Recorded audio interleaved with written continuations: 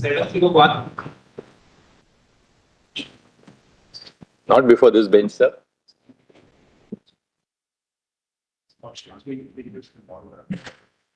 You heard me.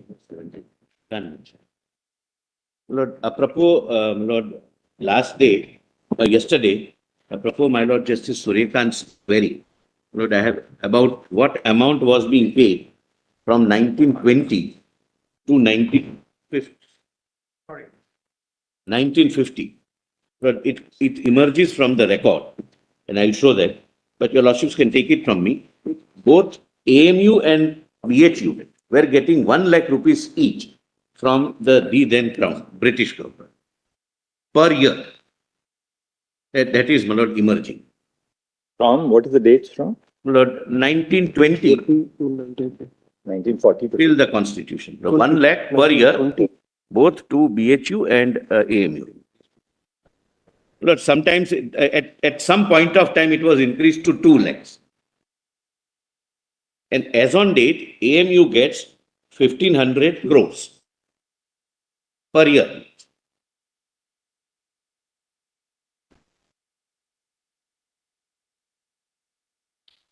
And they also may have some self-generation of fees, etc., some 30-40 crores.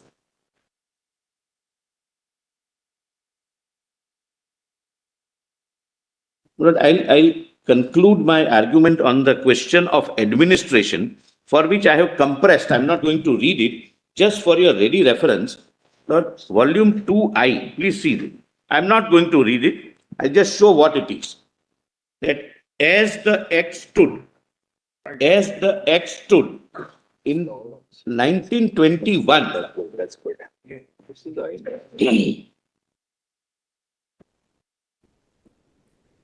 That's nice. This is only reproduction of the sections, nothing more. Just for ready reference at one place, your lordships can get. But and I'll not read. I have read it yesterday. Which page are you on? 2I. How long is this note? So 4 pages. I read it now. It will be a good recap of your submissions. Yes, kindly, my Lord, allow me, my Lord. Lord, I have said that it was not established by the minority.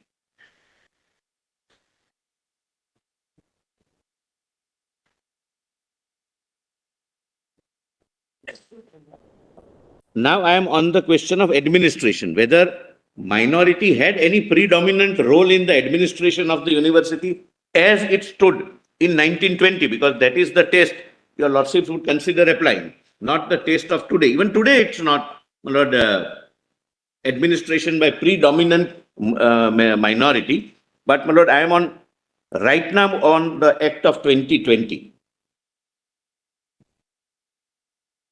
I'm sorry, 1920. Yes. A. As the Act stood in 1920, it was not administered by minority. Section 13 provides for Lord Rector. Your lordships have read, my Lord. He had the supervening powers. Then 14, Visiting Board. My Lord, your lordships have read it. I'll just read, my Lord. No Muslim, my Lord. The Visiting Board of the University, if and when the United Provinces of Agra and Oudh becomes a governor's province within the meaning of Government of India Act, shall consist of governor thereof, the members of the Executive Council, the ministers, 1 member nominated by the governor, and 1 member nominated by the minister in charge of education, provided that until a governor's province is so constituted, the lieutenant governor of the said provinces shall discharge and perform the duties of visiting board. The visiting board may, by order in writing, annul any proceedings not in conformity with the Act, statutes and ordinances, provided that before making any such order, the board shall call upon the university to show cause why such order should not be made. So, university was subordinate and subservient to a body which was consisting of non-Muslims. Then your lordships may, my Lord, see, officers of the university are provided under section 16, which also do not mandate to be belonging to Muslim religion.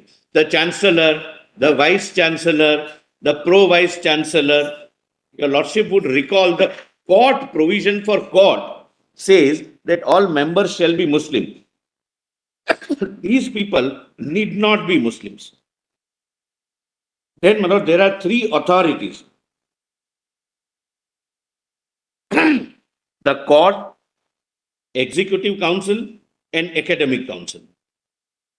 Though section 23(1) proviso provides that no person other than a Muslim shall be a member thereof, the court was never conceived to be a body having power of administration, but was given only residuary power under section 23(2).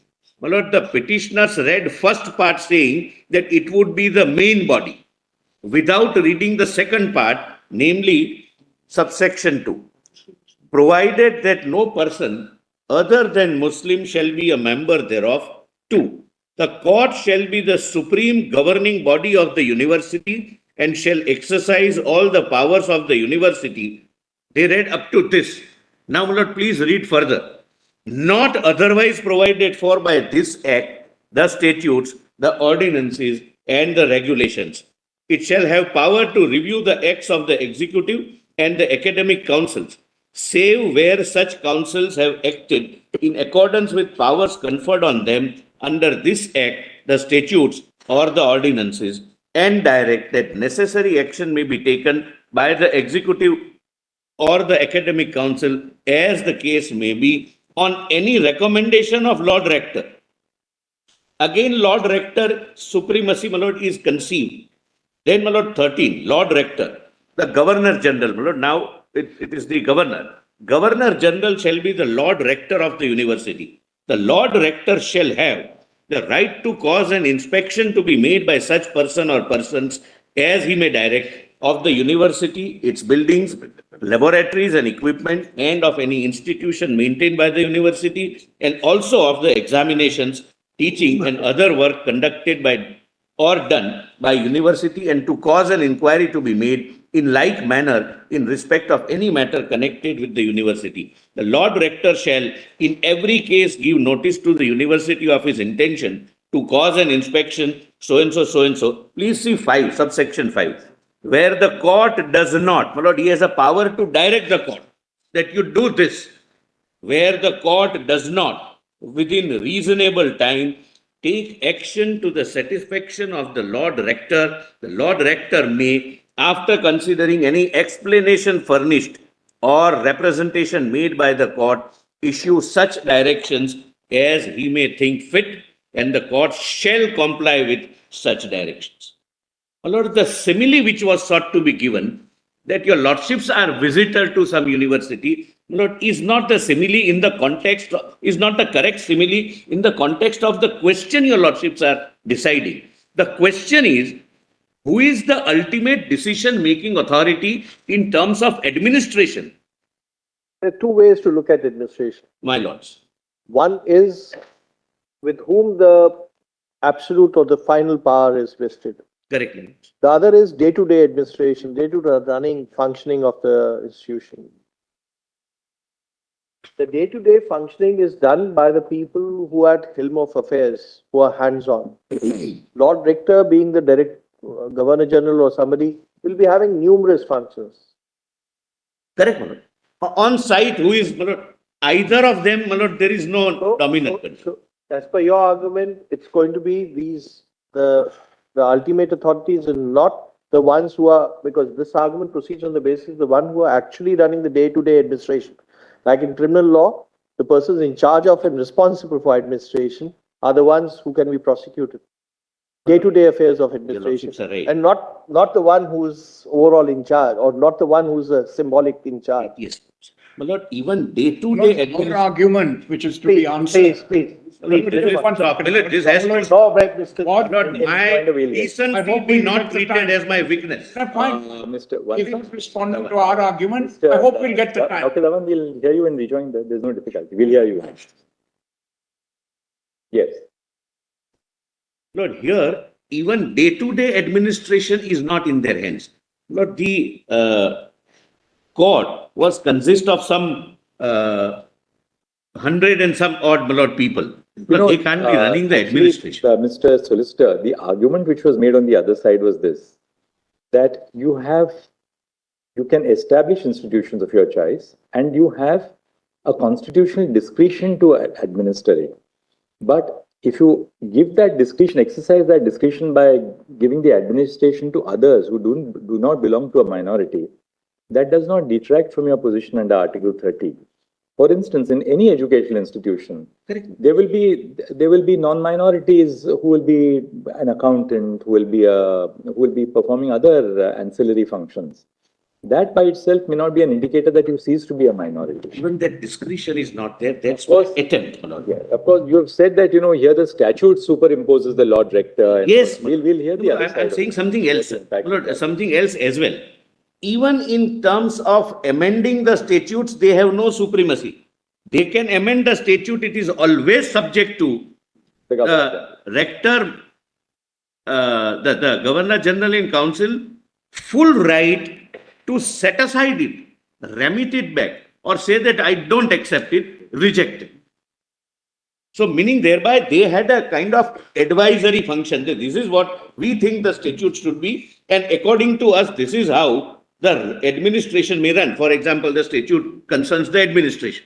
That also, my lord, the discretion also is not conferred. Please, my lord, see further. Obviously, it was the policy of the British government to not make this an absolutely autonomous institute. They were retaining some element of control over the institute. Substantial and predominant, that's my submission, control. And my lord, this statute be not examined, my lord, my respectful submission, in the context of or under Article 30.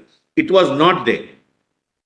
If any parliament were to make this statute, possibly an argument, not possibly, argument can be made that this is violating of Article 30. But there is a history behind it, that we will have control and there would be no denominational character. Are you agreeable? They said, yes, we are agreeable. Anyway, there is no challenge to the provisions of the Act. There is none. Even the Therefore, we proceed on the basis that the Act is valid. Amendment is not under challenge. Post-constitution amendment is not challenged under, my lord, except 81 amendment. So we take the Act as it stands and see what is the impact on its minority status. Yeah, kindly, my lord. Therefore, my lord, kindly see, my lord, para 8. The power to establish and maintain colleges and schools was subject to... If a similar provision were to be made today, would that detract from the minority status of the institution? It may, my lord, it may. My lord, but the government may not, my lord. The present government under the constitution cannot compel them that either of these things to you agree, otherwise will not pass an act. I am not for a second saying that that's the prerogative. The legislature may in its wisdom say that we will accept this or we will not accept this, but subject to judicial review. But in 20, the Crown, the true test would be this. Which of these provisions are relatable to the overall regulatory power of the state, which even Article 30 allows, and which of these provisions go beyond what is really a regulatory provision, which is agnostic to religion. Correct, my lords. And then destroys the minority character. Correct, my lords. But please, my lord, again, my lord, at the cost of repetition, please do not read 1920 Act in the context of Article 30. It is at a period of time in history where Article 30 was not there. Indian Constitution was not there. There was no concept of minority. There was no concept of fundamental rights. And the British government was in a position to put its terms. If you want this, have it. Otherwise, others did not agree. They started their own universities and started conferring degrees. Because till 56, it was not impermissible to have universities and degrees. This degree was needed by the Aligarh Muslim University. Really speaking, what your contention boils down to is this, that this was not a denominational institution when the university is established in 1920. Therefore, the subsequent development, namely the adoption of the Constitution on 26th of January 1950, cannot confer upon it a denominational character for the reason that you had surrendered that denomination. And character. that is the ratio in Basha. That is your submission, which we got the point. We'll have to hear the rejoinder. Lord, kindly, just quickly, my lord. Yes. Section 12. See, let's see Section 12. Section 12, my lord. 3, my lord. The most important power for any university is to affiliate other colleges, etc., my lord. That's the most important administrative power. Please see.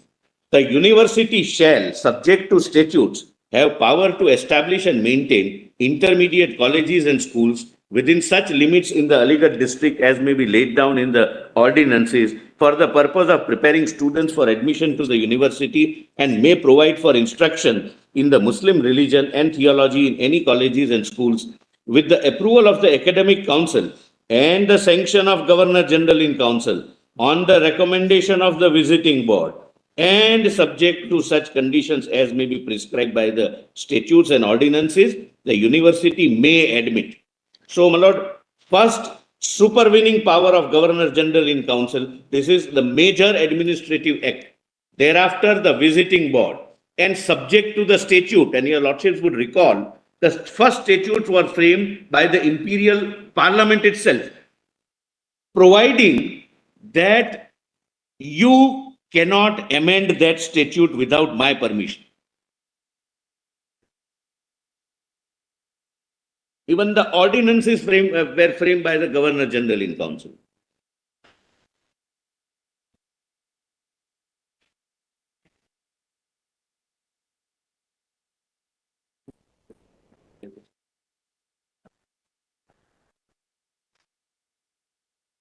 So please come to page 4.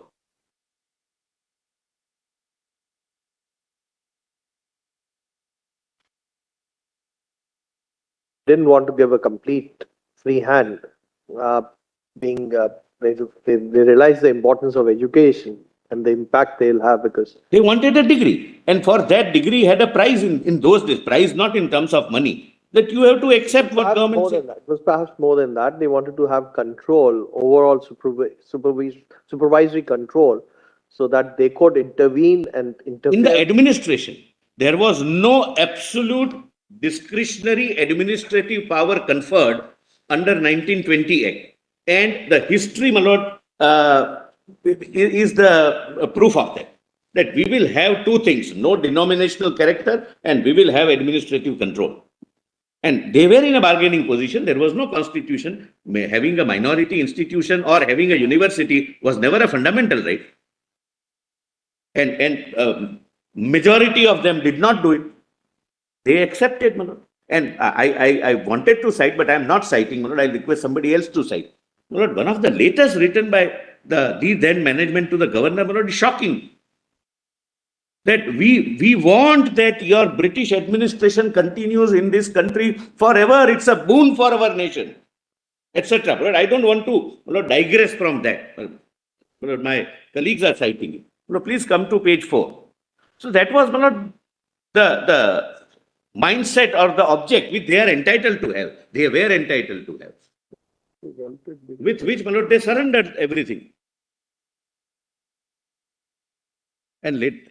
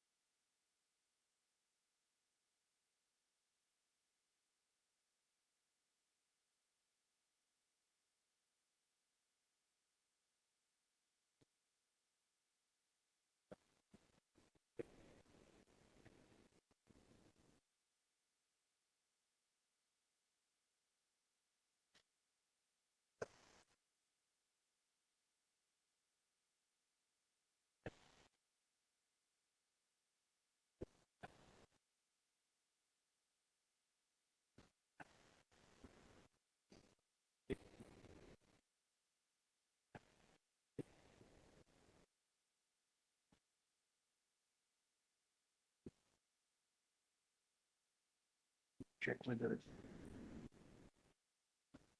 we discussed it.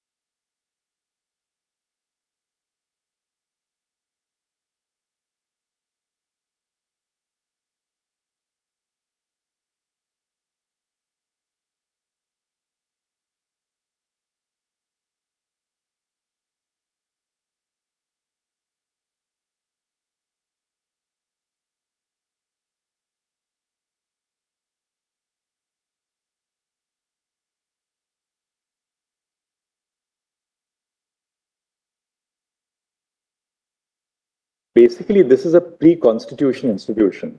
My lord. We will have institutions which are claiming the right under Article 30. Any institution which fulfills the requirements of Article 30 is entitled to claim a right post-constitution, irrespective of whether it has been established prior to the constitution or after that. The law is not that you can claim the right under Article 30 only if you have been established after 1950. Now we are dealing here with a pre-constitution institution. Second, an institution which is governed by a statute. Correct. Now, there are certain, and we are looking at the antecedent facts prior to the onset of the Constitution, prior to the adoption of the Constitution. We have to also understand that that was a period when there was absolute control which vested in the imperial power, right?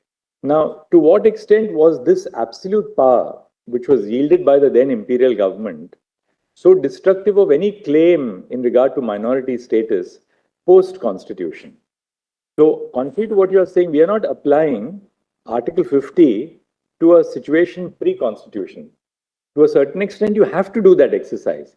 Otherwise, we will be coming to the conclusion that no pre-constitution institution can claim a constitutional right under Article 30. That's not the position.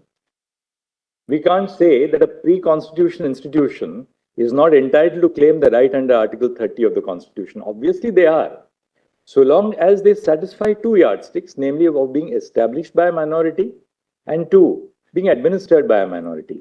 And now here, there is an issue because you're placing in issue the fact that this was really an institution which is established by the statute, according to you. That's what the preamble says. They had other options of establishment. That they need not have gone the statutory way. According to you, they could have followed the Vishwabharati route. You could have, or any other institution. I'll not surrender my rights and claim their right after you don't seek recognition of your degrees, in which case you could have just said, well, I'm going to be an institution which will be standing alone on my degrees, even if they're not recognized. Stephen did my students will not get government service, but so be it. Many other institutions did it. Stephens did it. Vishwabharati did it. That's one aspect of the matter. But does the fact that they really chose the statutory way, is that so destructive of their claim to minority status? Post-constitution.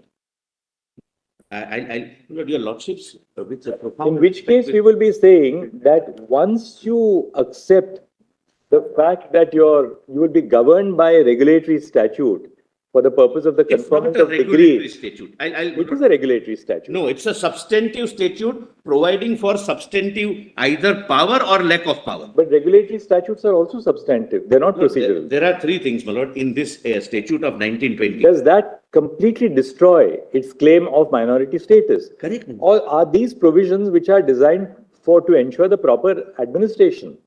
Now, Governor General, let's take the case of the Governor General.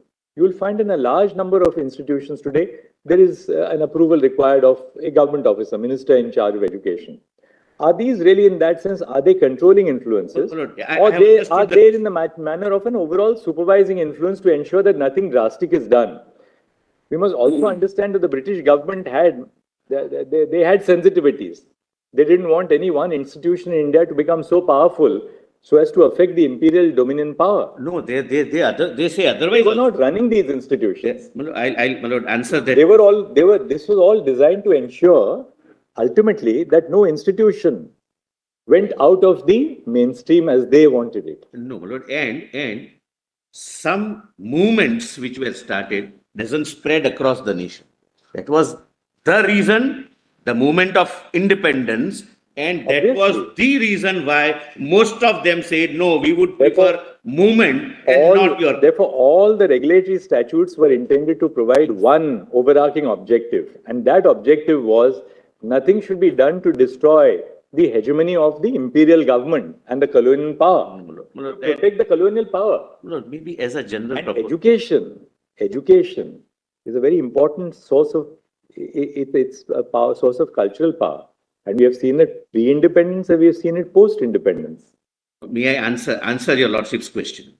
Lord, first of all, the establishment is a fact which is pre-independence, which cannot be wished away even after the independence.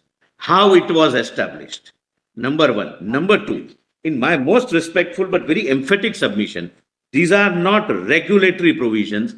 These are substantive provisions, either conferring powers or not conferring powers. Number three, when we talk of administration, we never talk of administration in air. Administration is always a layered exercise. For example, Manoj, administration of a court, let's say for a particular high court, there would be 5 registrar generals, registrars having different powers. They would be administering, but according to what? According to something which is decided by some higher authority. That higher authority would not be doing on day-to-day basis the administration. Thereafter, the administration would percolate, but ultimately the controlling thing would be the statutes. Controlling thing would be, in case of a high court, the resolutions, the constitution, etc., passed by the competent authority who has the ultimate control. So, my lord, please, my lord, do not take these as mere regulatory provisions. These are substantive provisions. Either we confer these rights A, B, C, D. You are not supposed to do X, Y, Z. It's very clear. These are power conferring substantive provisions under the 1920 Act, not just regulating who will administer. They are not, my lord. Therefore, my lord, please see, my lord, page 4. Please see page 4, my lord. And establishment is a factum, whether I succeed or we succeed or other side succeeds. Establishment is a factum which has taken place in 1920. That cannot be wished away. What the British did may have been completely wrong, but it has happened, and majority of the institutions have chosen to ensure that that does not happen with them. They came after the constitution and said that now make us a university or deemed to be the university because we established ourselves. We established this institution. And we have maintained its independence. We are administering it without any outside interference. In this context, please see page 4, Lord, section 28. J, Lord, ground J. Both the ordinances and the statutes, Lord, these are the administrative governance documents. A will have some powers, B will have some powers, C will have some powers, and Pune will have some duties. Powers coupled with duty for everyone. That would be decided by ordinances and by the statutes. Correct, my lord? That's the administrative structure substantially provided as a substantive provision in the Act. Statute could not have been amended without approval of the Governor General in Council. The power in this regard was so wide that the Governor General in Council could reject the amendments proposed by the authority of the authorities of the university. The relevant provision are section 28(2)(c) and 33. Lord, please read this. No new statute means after the first statute which were made by the Imperial Council. No new statute or amendment or repeal of an existing statute shall have any validity until it has been submitted through the visiting board, Lord, completely non-Muslim visiting board, which may record its opinion thereon to the Governor General in Council, and mark this word, my lord, and has been approved by the latter, who may sanction, disallow, or remit it for further consideration.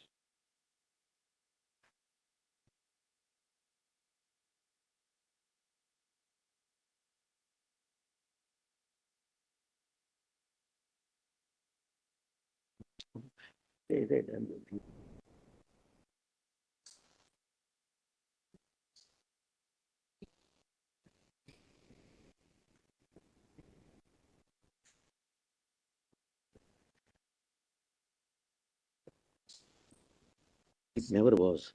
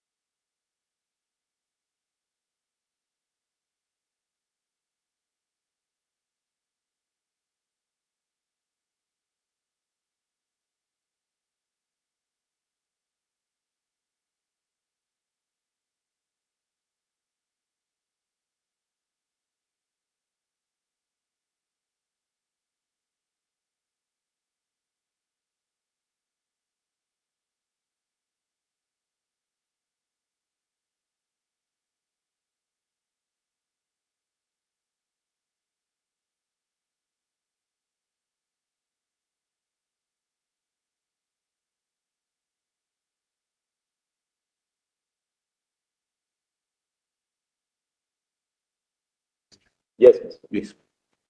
So the governance document that registrar will do this, deputy registrar will do this, joint registrar will do this, court master will do this. I'm just giving a hypothetical example. And peon will do this. That is the document, that governance document, which is the documents of administration.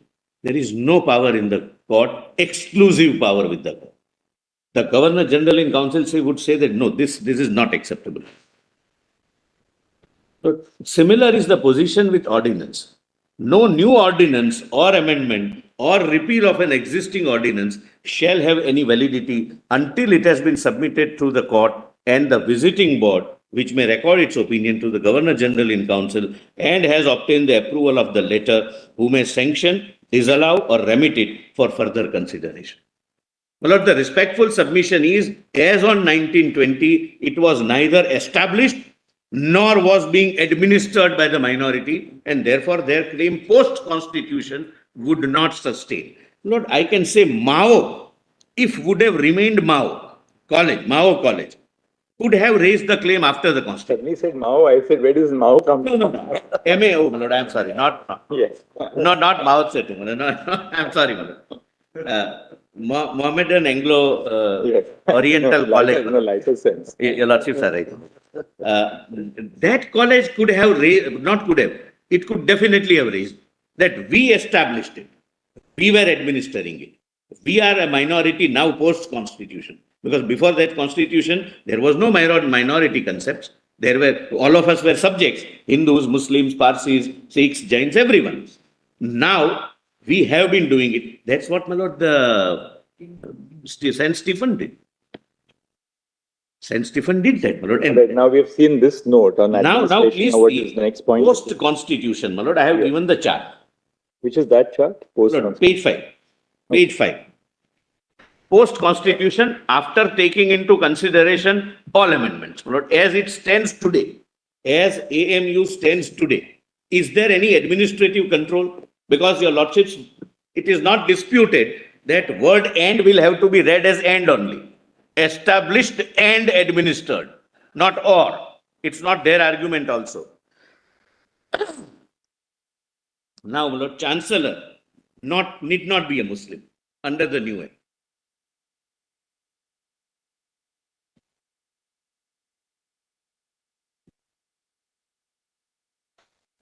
If de facto governor appoints him, doesn't make the legal difference. Lord, kindly see, my lord, if how many chancellors have been non-Muslims actually in the case of the institute? we have not examined, my lord, but possibly all were Muslims. That's the convention. I am on law. 23 or 25 so far. So, my lord, de facto status would not change the legal position. My lord, for example, Lord, suppose there had never been a lady attorney general. That doesn't mean that it has to be a man. It incidentally happened to be a man. That argument may be slightly different. That argument. But I'm giving the example may be different. That would be a correct argument. Lord, example may be a different, my lord. Example, but when we are examining whether what has been the history in the past, whether administration can be only judged on the basis of what has happened and what has been actually after in last, 1920 till we almost now going to be completing 100 years in another 3 years? 103 years, yes. 103 years. I'll just answer that question. Any time in the past where the Chancellor, Pro-Vice Chancellor, Vice Chancellor have been non-Muslims?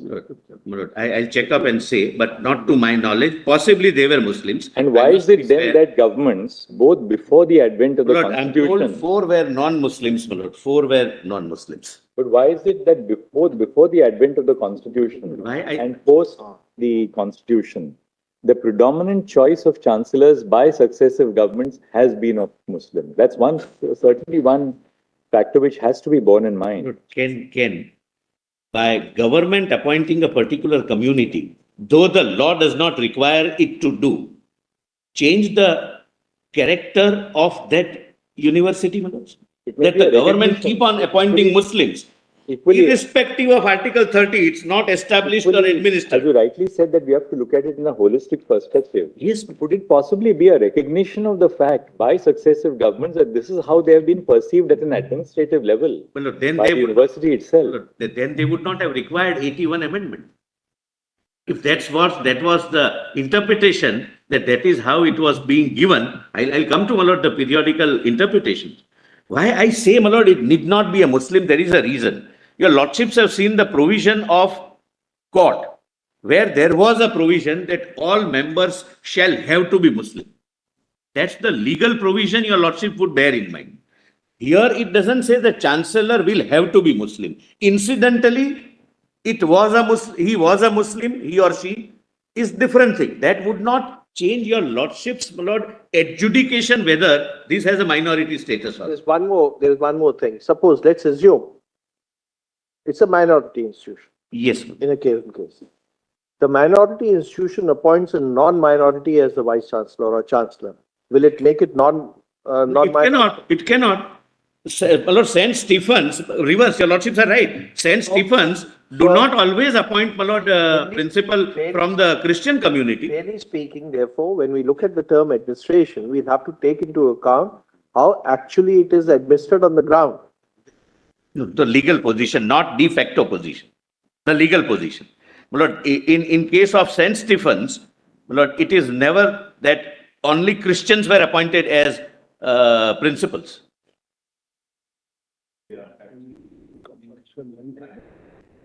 Then it's bad. That's not the concept of a minority institution. But Lord, my point is, your lordships will go by the statutory provisions. Because our law recognizes the power of the minority to appoint the head of the institution. No outsider can be foisted. You may choose somebody else. You may have a distinguished nuclear scientist who is not a minority. Ideally not. Choice. The element is not. I'm not saying legally wrong. The element wrong. is the choice. I'm not saying legally wrong. You should not confine the benefit going to the students to one community. There may be many other eminent people, may not be belonging to a particular community, who can take the institute to a further height. But you can't deprive the students of that. That's what as an ideal position, not legally, it is wrong. Okay. Article 30 in the end uses the word choice. If by choice a minority institution agrees to abide by certain terms and conditions in order to establish itself and get certain, say, a degree, will they lose that by choice? If they do it, will they lose their minority status? It is a minority. It is a minority institution. Undisputed minority. Yes. By choice, they agree to certain rules and regulations and even administrative overall supervisory control. Will they lose their minority status? Not after the Constitution. If it is established after the Constitution, no. My lord, for example, take a flip side. Why take a flip side, my lord. Once you accept that, then why not before the Constitution? Lord, because once you accept, then the administration is with them. My lord, take a flip side of it. My lord, suppose in Banaras Hindu University, as a tradition of a gesture of goodwill, the government continued, my lord, had continued. I'm giving a hypothetical example. Only Muslims are vice chancellors and Muslims in the position of power. Would it come, and I'm posing a question to myself, would it convert itself into a minority institution? If what example, my lord, we are discussing is true, the reverse also has to be true. If de facto can change the de jure position, then, my lord, it should apply to everyone. And, my lord, there are some benefits to a minority institution. From tomorrow onwards, my lord, some institution can start converting itself into a minority by merely appointing people.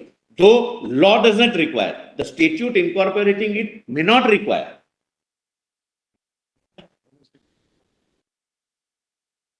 Well, all British, my understanding is right, all British authorities were Christians in those days. So, my lord, de facto, what is the position is, in my respectful submission, irrelevant. It may be a practice, it may be a political stand of the government, it may be, my lord, for various reasons. as the, my lord, in the initial Britishers also were requested that please, izzat ke liye, but that's the word which is used. Take into account our feelings and have Muslims. Maybe that's the reason. But that doesn't define the character of the institution. But therefore, I say the way court mandates only consisting of Muslims with the provision Let's now. quickly run through this chart so that we can go on to the next Here, one. Manoj, when I say need not be Muslim means the law doesn't require him to be Muslim. He may be Muslim, he may be any other religion. Chancellor need not be Muslim, pro-chancellor need not be Muslim. Well, throughout, I'm not reading it, up to proctor need not be Muslim. Then representatives of the department and colleges need not be Muslim. Some expert, my lord, in a chemical engineering branch may be sent as a member, my lord. He may not be Muslim. He may happen to be a Muslim. But the law doesn't say that a representative of department of colleges belonging to Muslim community. That's not the law. Need, therefore, my lord, I am carefully using the word need not be Muslim. Okay, this the chart in Annexure A is pre-1981 or post-1981? As on date, as it stands. And what was the position pre-81? My lord, I have said, my lord, court is concerned, it was full Muslims. Till 51 amendment, it was deleted. 1951 amendment, which was deleted. I'll show, my lord, that comparative. So this is as it exists. As it exists today. And as it exists today, my lord, if your lordships were to go, need not be Muslim. My lord, when I say, my lord, representative. There may be a slight problem in this because we have to deal with the whether it's an institution which was minority or not, as on the date when the constitution. Correct. This is irrelevant according to my submission. So this 1981 amendment may not be so much, or post 1981 Yes. may not be so much, because if it was a minor, you can, to that extent, there is no list between the two sides. If it was a minority institution as on the date in 1950, then it will continue to be a minority institution.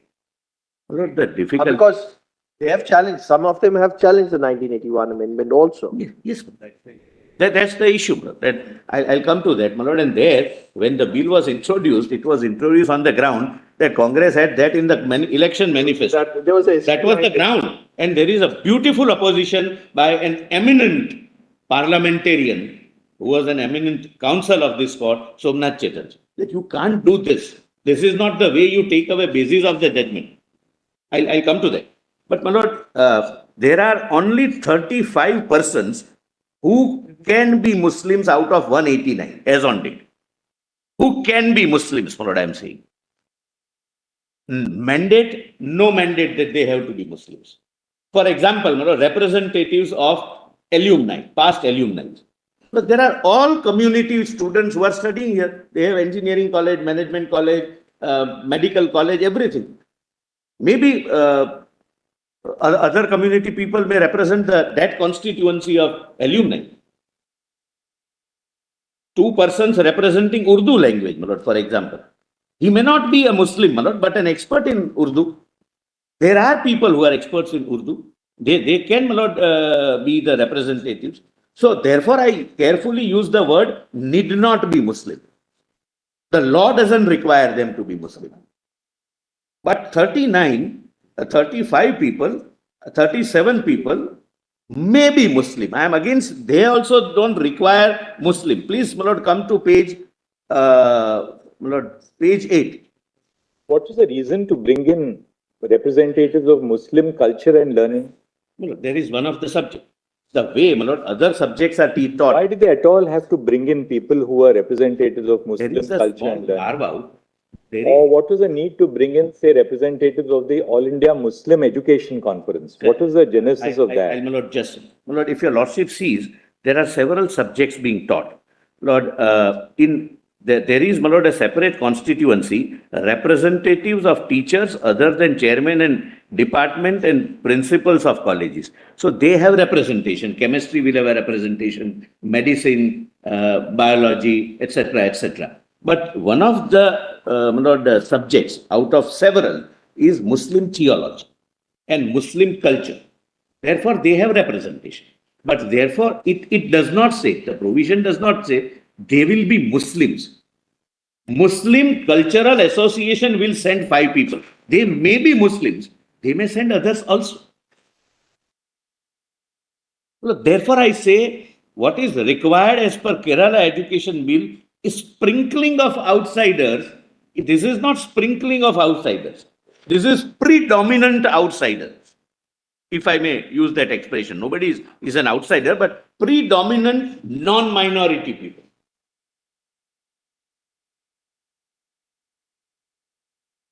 Yes, I'll now, my lord, come to, my lord, I'll just show the chart, my lord. My lord, the Chief Justice also, my lord, desired that there has to be on one page how the amendment took place, my lord, first in 51, 65, 72, 81. So we have prepared that chart. It won't take more than 5 minutes because we have depicted the amendment in different colors. So your lordship would get only in 5-7 minutes, my lord. The amendments. Section 9 was amended in 51 or 59? The pattern. Section 9, that 50. amendment, 51. 50. My lord, your lordships may see the legend on the top. Black is original act, my lord, as it stood. I'm sorry, my lord. What is in black is as it stood when the act was passed. Red is 51 amendment, orange is 65 amendment, gold is 1972 amendment, and green is 81 amendment. All right. Lord, the relevant would be, my lord, kindly see the green one, my lord, first in 1981. An act to establish and incorporate a teaching, established and is deleted. My lord, with limited experience, my lord, I have come to know about such an amendment for the first time, where the preamble is amended that it was not established. The historical fact is changed by making an amendment after about 60 years. And incorporation continues. So incorporation is also establishment. They possibly forgot, my lord, that established and incorporated. Now, please, my lord, see. So there may be an alternate reading also, which is that the amendment to the preamble is to bring the preamble in conformity with a historical fact. And in that sense, it is declarative. Historical fact, my lord, cannot be changed, my lord, by... They are not changing a historical fact. They are changing the provision of an act which was inconsistent with the historical fact. So as to bring it in conformity with the historical fact. Lord, I mean, there is an alternate reading possible. Lord, kindly appreciate... One more thing. This is the amendment by the parliament. Correct? And is the government accepting the amendment or? I'm not. How can you not accept it? Accept an amendment by Parliament? Mr. Solicitor, Parliament is an eternal, indestructible body under the Indian Union. Correct, my lord, and And continuing. irrespective of which government represents the cause of the Union of No, India. I'm not saying.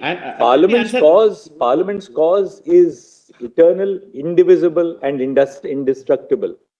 And I can't hear the government of India to say that an amendment which Parliament made is something I don't stand by. You have to stand by this amendment. Allow me to answer that, my lord. You have an option. You go Allow through me the to amending. answer. You have an option. Go through the amending route and change the amending act Allow me again. to answer that That's question. ultimate power. My lord, allow me to answer that question. My lord, I am not arguing a matter of A versus B. I am before a 7-judge constitution bench answering constitutional questions. That is number one. Number two, the amendment in question was subjected to challenge before the High Court, and there is a judgment declaring that it is unconstitutional for ABCD grounds. And as a law officer, it is my right as well as my lord, entitlement and duty to say that this view appears to be correct. And third, Mr. Solicitor, this will be radical, because a law officer will be then telling us that I don't abide by what Parliament has done. my lord, in that case, You have to stand by what Parliament has done, but Parliament is supreme. Parliament is undoubtedly supreme in its lawmaking function. Parliament can always amend a statute.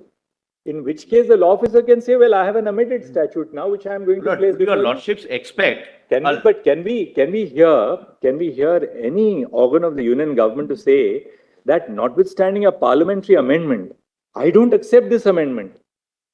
Lord, I am supporting the judgment. Lord, would your lordships, my lord, In that sense, Parliament. please allow me to answer this. Parliament is, that's why I said, Parliament is an eternal, indivisible, and an indestructible entity under the democracy. No, I am not disputing that, but my lord, would you? I am posing a question to myself. How can you Would say, I- look, I don't accept the validity of an amendment? Hmm? Or I don't Lord, accept, I during don't emer- accept that there was a ground for Can this I amendment. answer? My lord? Yeah, it's more, my lord, one-sided therefore, my lord. Can I answer that? Would a law officer be expected to say that whatever amendments were made in the Constitution of India during emergency were true only because they were made by the Parliament? Here, I have a judgment of the Supreme. But Mr. Allow me Solicitor, to complete. that's why the 44th I amendment will not came raise in. that point, my lord. That's why the 44th amendment. Let others came in. argue, my lord. If that is so, my lord, I will not raise that. If the 44th amendment Lord, came in only for that, the 44th amendment came to redress the evils which were perpetrated in the name of a constitutional Who will amendment. decide, my lord, that these are evils being perpetrated? Obviously, exactly. You prove my point. The power to decide that is in the elected body of the people, which is Parliament. My lord, there is Parliament can always say that what we did during the emergency was wrong and we are rectifying it by the 44th not amendment. after it is set aside by the division bench of a high court, my lord, and therefore it is not on the statute book. And when I am not in A versus B situation, I am in a constitution bench answering a legal proposition, whether such a thing can be done or not. And if I do not do, and there is an affidavit filed by the government, it's not my stand, it could have been my stand also. But if I cannot argue, my lord, that this amendment could not have been made, I will have to support, any law officer will have to support every amendment made during emergency, irrespective of, my lord, whether it is my view or anybody else's view that this was to remove some anomalies or some bad things happening to the citizens of India. I'm sorry, please don't make it a political thing. Please don't do this. Then don't interrupt. Then don't do it. Then don't. You say don't. I don't want to interrupt, and then you interrupt. Ability in court, please. My lord, I'm sorry, my lord. Your lordships would come in. Your lordships would come in. Let's not argument. Your lordships would come in, my lord. Let's 1 second. No, my lord. One second, Mr. Let's not allow the pristine character of the dialogue to degenerate. Yes, my lord. This is All right. We'll give you unacceptable. 1 second. We give you 30 seconds to make a point of law, not on personally on the Solicitor General. Let's keep out personal. Yes, just I was 30 in court seconds. on the day when the emergency argument was. I was only going to make a historical reference, Manoj.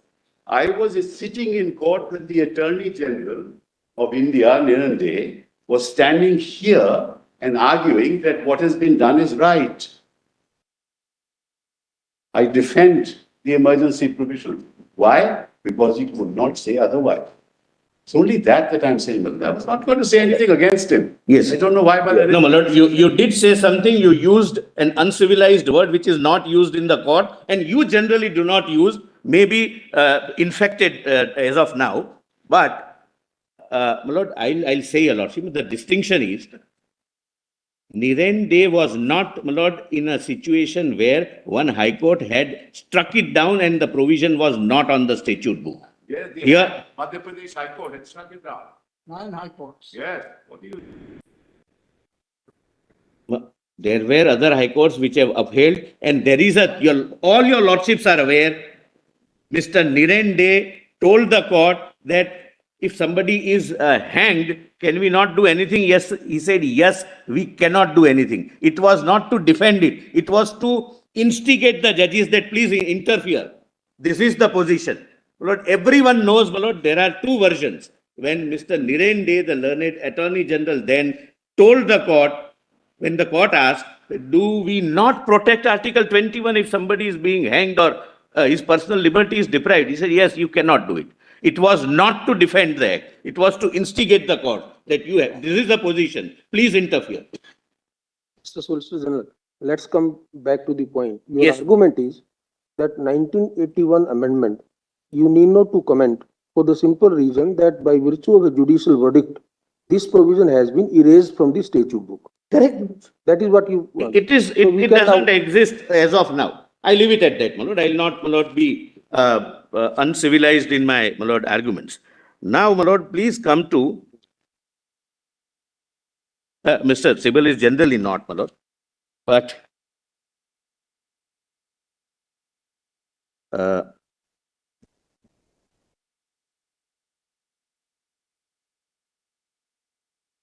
then, my lord, please see, my lord, 51 amendment first.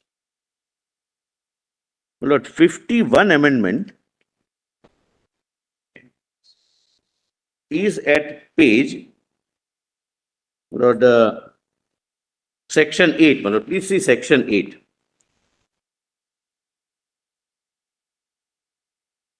It is made, my lord, this is post-constitution. The university shall, subject to the provision of this act and the ordinances, be Section open. 8. Section 8. 8. Read is 51 amendment, my lord.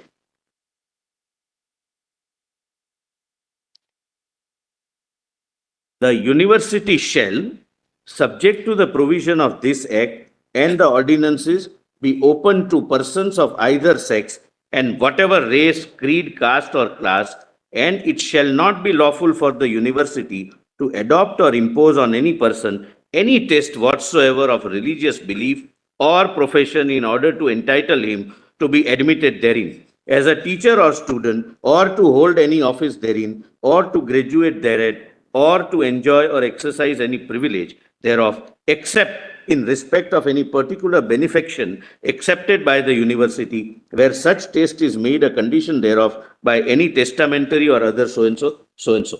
Now, my lord, please see. Provided that nothing in this section shall be deemed to prevent a religious instruction being given in a manner prescribed. Yes, my lord. By the To prevent religious instruction being given in the manner prescribed by the ordinances to those who have consented. My lord, this is 28. Yes. Article 20. Just now, and now come to 28, Article 28. Just have 28, my lord. Yes. 23. But, my lord, I must tell your lordships, this is not under challenge now. But this was, I'm just saying, this was to bring it in conformity with the Constitution. Just let's have a look at 28. 28, my lord. No religious instruction shall be provided.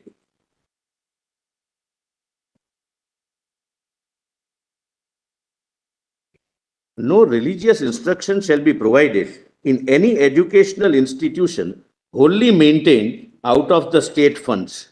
Now, in 1951, this was a religious, this institution was maintained wholly by state funds. May not be done, may not be wholly. No, wholly we'll have to exclude small little fees, etc. But it was, Otherwise, yes. it was wholly. Yes. Yes, in fact, it is your argument that Yes, it was yes. wholly. They were having some minor. So there's a bar on providing religious instructions in institutions wholly maintained by state fund. Now, the Correct. 2. Nothing in clause 1 shall apply to an educational institution which is administered by the state but has been established under any endowment or trust which requires that religious instruction shall be imparted in such institution. So the exception carved out here, Yes, this where is it is administered by the state, but the establishment is by the religious institute. It's a trust or endowment which is established. There, the religious instructions can be given. Yes. Now read 3. no person attending any educational institution recognized by the state or receiving aid out of the state funds shall be required to take part in any religious instruction that may be imparted in such institution or to attend any religious worship that may be conducted in such institution or in any premises attached thereto, unless such person or if such person is a minor, his guardian has given his consent thereto. Okay. According to you, as on the date when Constitution was enforced, which part of Article 28 will apply? Which clause of Article 28 will apply? No, 3. Not 1 and 2? 1 and 3. 2 may not apply, 1 and 3. 1 applies then is it possible for that institution to grant or permit religious instructions?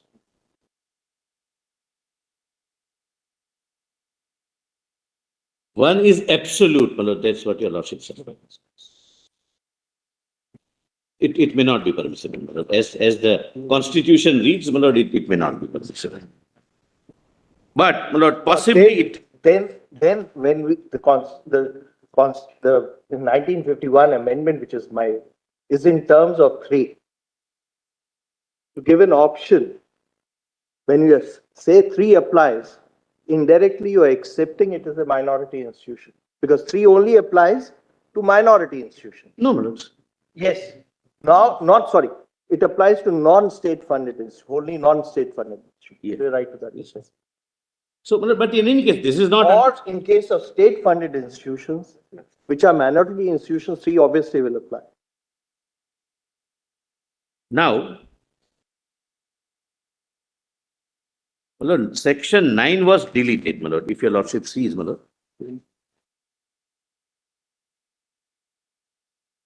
Section 9, my lord, which required, please see, my lord, 9, original act. The court shall have power to make statutes providing. Let's go back to Article 28 and the proviso to section 8. I'm sorry, my lord, I was little taken. We'll just go back to the proviso. No, I was on the last point, my lord. My apologies, my lord. But I genuinely feel I can and I will. Sorry? 81. The 81 amendment, my lord. My apologies for that. No, the 81 amendment. Let's see section 8 for a moment. We were looking at section 8 at your on that page. As it stood, my lord? No, after the 81 amendment, because the 81 amendment is in red. You know, 51 is in red. I'm sorry. I meant the 51 amendment. Yes. The 51 amendment is in red. Correct. Now, what the 51 amendment does is introduces the proviso, provided that nothing in this section shall be deemed to prevent religious instruction being given in the manner prescribed by the ordinances to those who have consented to receive it. Correct. It expressly allows for religious instruction in AMU, subject to the consent of those who are receiving religious instruction. Now, under what provision of Article 28 does this proviso to Section 8 fall? If you look at the first clause of Article 28, the first clause of Article 28 interposes a complete bar. Right? See Article 28(1). No religious instruction shall be provided in any educational institution wholly maintained out of the state funds. No, it is maintained out of state funds. For a moment, we'll take it on the basis that it is wholly maintained out of Correct, state Manoj. funds. So, any form of religious instruction would ex facie be barred in AMU by virtue of the provisions of Article 28(1). Now, Article 28(2), Clause 2 lifts the bar to a certain extent. Except Right? for 2 exceptions. Right. Yes. Now, where does it lift the bar? Let's read 28(2). Nothing in clause 1 shall apply to... Well, I'll read. Your lordship, shall apply to an educational institution which is administered by the state but has been established under any endowment or trust which requires that religious instruction shall be imparted in such institution. And now what does 3 do? That no person who attends such an institution, a state-aided institution, will be compelled to undergo religious instruction unless the parent or guardian has consented. This puts the requirement of consent. So clause 2, then otherwise there would have been an absolute bar under clause 2, Article 28(1). What clause 2 of Article 28 does is to lift the bar. In the case of an institution which may be otherwise administered by the state, but which has been established under an endowment or trust which requires that religious instruction shall be imparted in such institution. So, But 2 doesn't apply in fact. The proviso to Section 8 is in recognition of, is an implementation of the provisions or is pursuant to the provisions of Clause 2 of Article 28. But for Clause 2 of Article 28, that proviso would have run afoul of Clause 1 of Article 28. So that proviso comes in as a result of Clause 2 of Article 28. Now, when it comes under Clause 2 of 28, It's a recognition of the fact that this is established by a trust or endowment, which requires that religious instruction has to be given or imparted in such institutions. So that the government may be is the position. kind of bound by the covenants of that, my lord, trust or The endowment endowment. or trust. Yes. Another thing, Just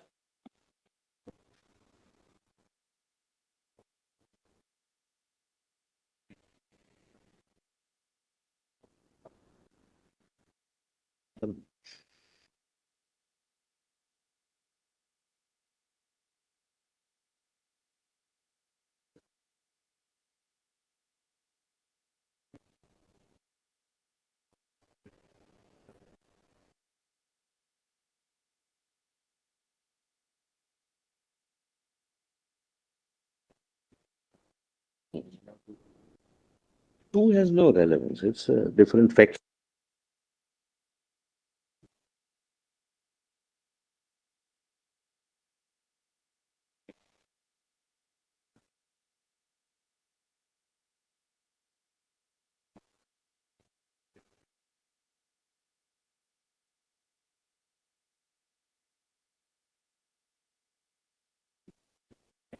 NPA.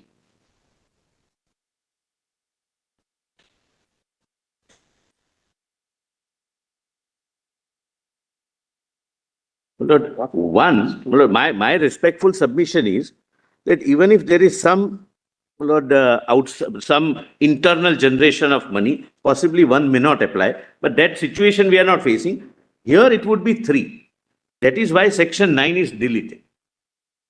Number 1. Number 2, 28 is so agnostic. what it permits is, what the 51 amendment permits is, you can impart religious instructions in this institution. Yes. And, my lord, important. Education in this institution. So indirectly, they are saying that one will not apply. Now, one may not apply if the institution falls under Article 30. No, not necessarily. We'll have to harmoniously interpret Article 28 and Article 30. May I, my lord, answer that question, my lord?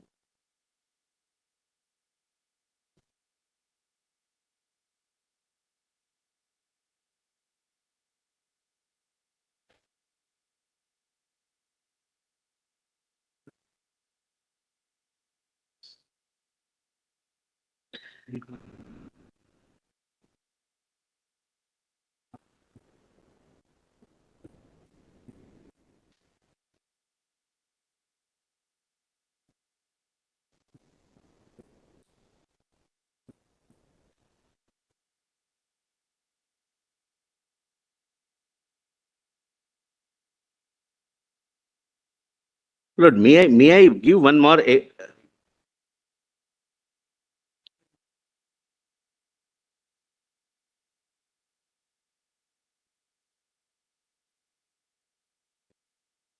Yes, ma'am.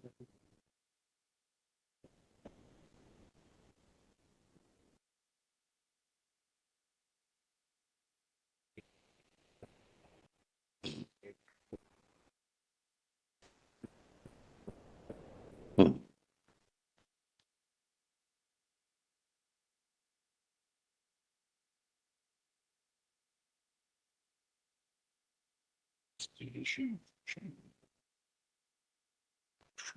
Yes. Yes.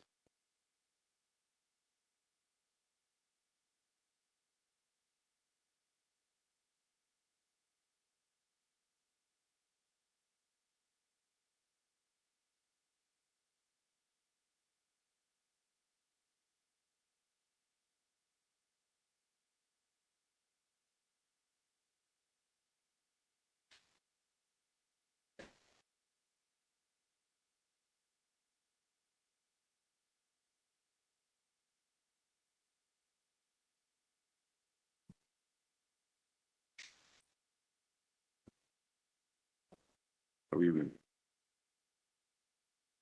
We will.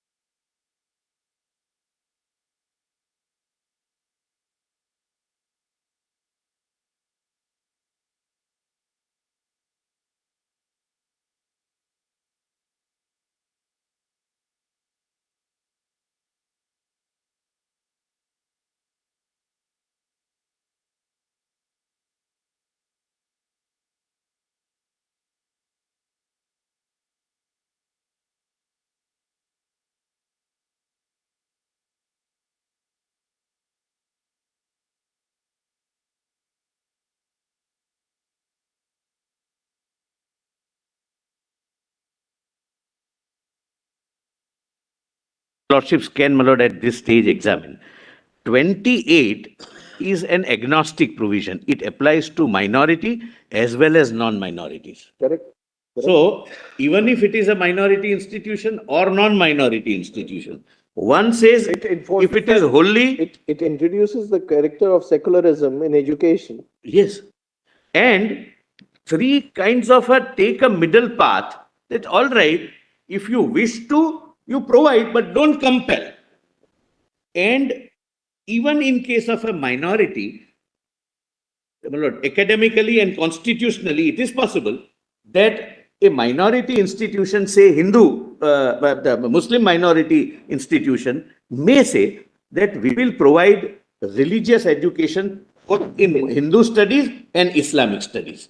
So what they cannot do, they cannot compel the students.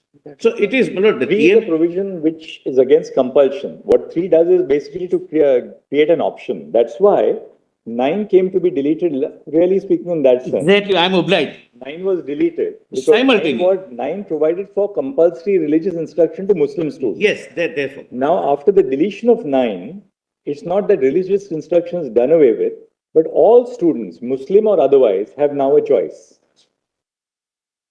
There may be, therefore, an exception to both 1 and 2. Read it carefully. Another very important aspect of 3 is, 3 applies even if you are not wholly maintained out of state funds. Because 3 merely says receiving aid. Receiving aid may be 5%, 10%, whatever. Once you are receiving any aid, then 3 applies. 1 applies, 1 is wholly out of state funds. So, meaning thereby, if you have a madrasa or a gurukul, for both, I am saying, without receiving any aid, you impart religious education, not the religious instruction, no difficulty. But the moment you start accepting something from the government, constitution steps in, and whether... This will be important. Just read 3 once again. Yes, Manoj. No person attending any educational institution recognized by the state. So one requirement is recognized by the state. Number 2 is... Or receiving aid out of the state fund. Now here, the words are not used wholly funded by the state. Correct, Manoj, yes. Any aid received by the state. Not wholly. If not wholly. So if we read it as an exception to 1, then it may be permissible even for wholly funded state institutions to impart religious education. Not wholly. You're not accepting that position. Your position is if it's wholly funded by the state, then number 1 apply, clause 1 will apply. Be careful what you're saying, it may have repercussions. Actually, clause 1 imposes an absolute bar. Right? Correct. That if you are funded wholly out of state funds, you cannot have a religious instruction at all. That's clause 1. Clause 2 lifts the bar, which is evident from the use of the words nothing in clause 1. It's an exception to 1. It's an exception to 1. Now, what 3 does is 3 imposes a requirement when you are receiving any aid, or of course recognition. You're not in the recognition aspect right now. So 3 is conditioned if you are receiving any aid, even if you are receiving 5% aid or 1% aid from the state. 3 applies. And what does 3 say? 3 says is that you can have religious instruction, but you can't make it compulsory. Unless, in the case of a minor, the parents or the guardian consent. Therefore, 3 in that sense, 1 applies only where you are wholly funded by the state. Even if you are not wholly funded by the state, you cannot compulsorily have religious instruction, which therefore means that if you are not funded by the state, you can make religious instruction compulsory. There's no difficulty. If you are funded by the state, whether wholly or in part, at the least, if you are funded in part, you are receiving any aid, because it says receiving aid. If you are receiving aid, you cannot have compulsory religious instruction. That's the purport of... That's the middle of the way. That if somebody wants... But if you are wholly funded by the state, you cannot have any religious instruction at all. That even with consent. Even with consent. Even with consent. Is that the stand? Even if you are not receiving Pardon? grade, but if you are a recognized institution, Yeah, you cannot come. and recognize. So if it's either way, if you are recognized but you are not receiving aid from the state, you cannot have compulsory religious instruction. No, but therefore, if we accept your position, if it's a non-minority institution, can they impart religious education?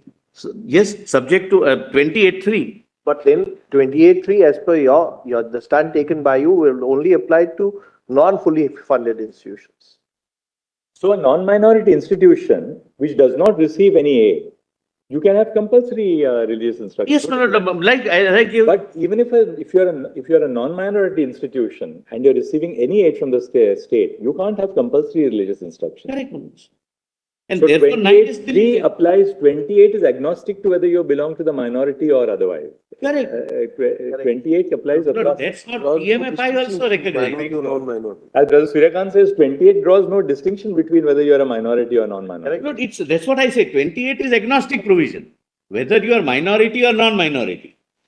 It is Also because 28 occurs in a subtitle or subpart Exactly, called Manoj. right to freedom of religion. Yes, that Manoj. applies to everybody. 29 and 30 only talks of Cultural minority. Cultural and educational rights. Yes.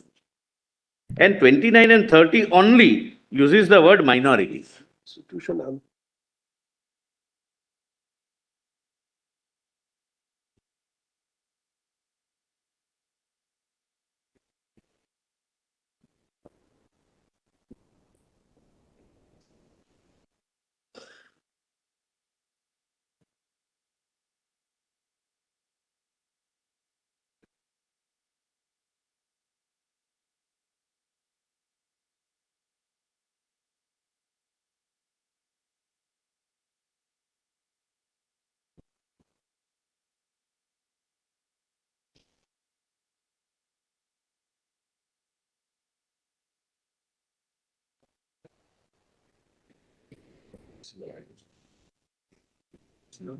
I can always support it.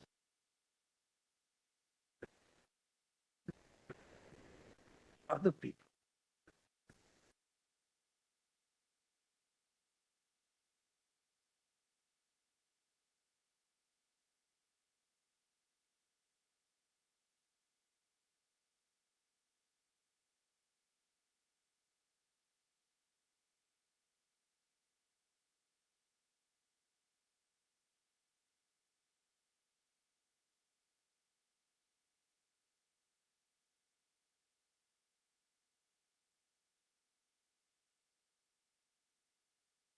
Necessary for the reason that 51 amendment is not under challenge.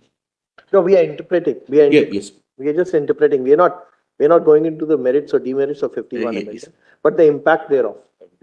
You see, if we accept this argument, Well, then therefore, it will be a minority institution which is fully funded by the state cannot impart religious education. correct. And And in once, spite of Article 30, Clause 1. my lord, once section 9 is deleted, compulsory education in Muslim students, look, whatever limited minority status was there, that also went in 51. Compulsory education, On Article Clause 1 and 3 of Article 30, 28. TMA 5, my lord, I'll just read. Does it deal with that issue? Question. Yes, my lord, kindly see, my lord, page. This is 5A, para 144, page 651, my lord. 651. Not there in this document.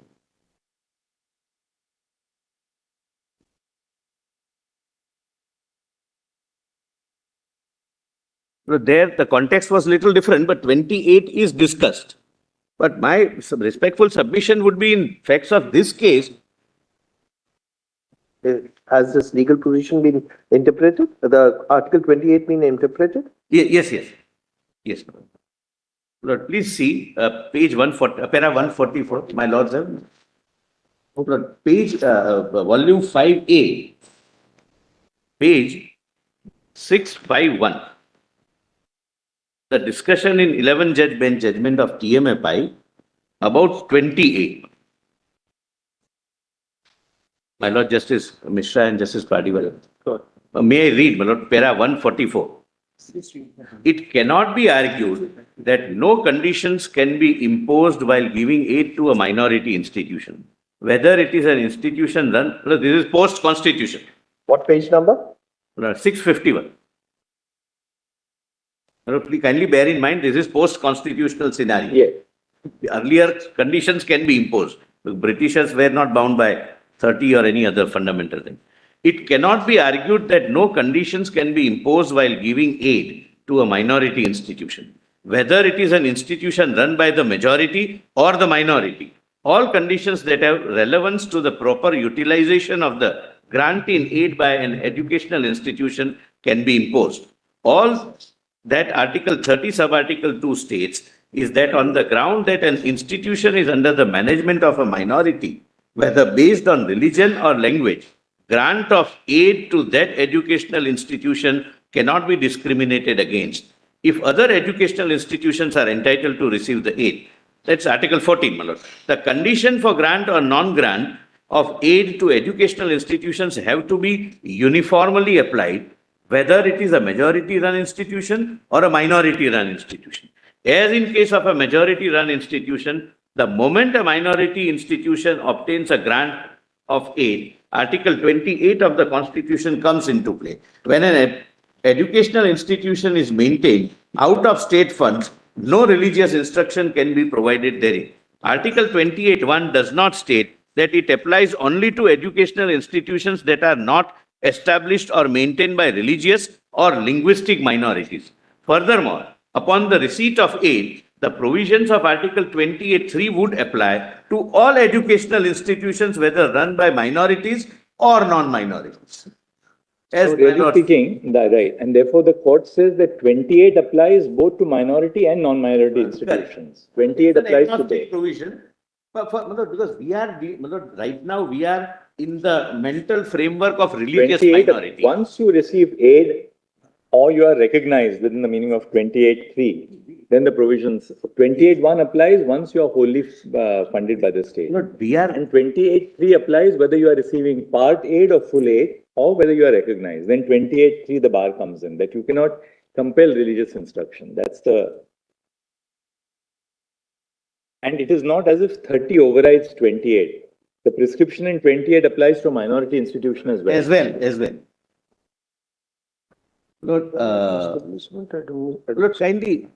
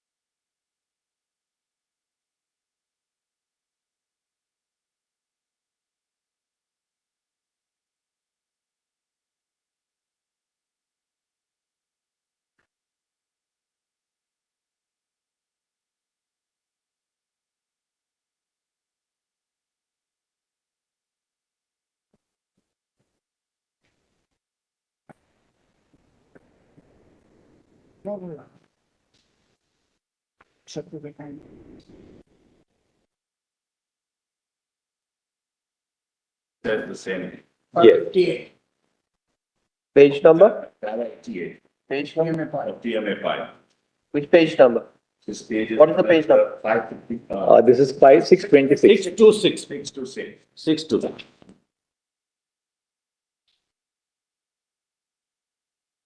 And that would...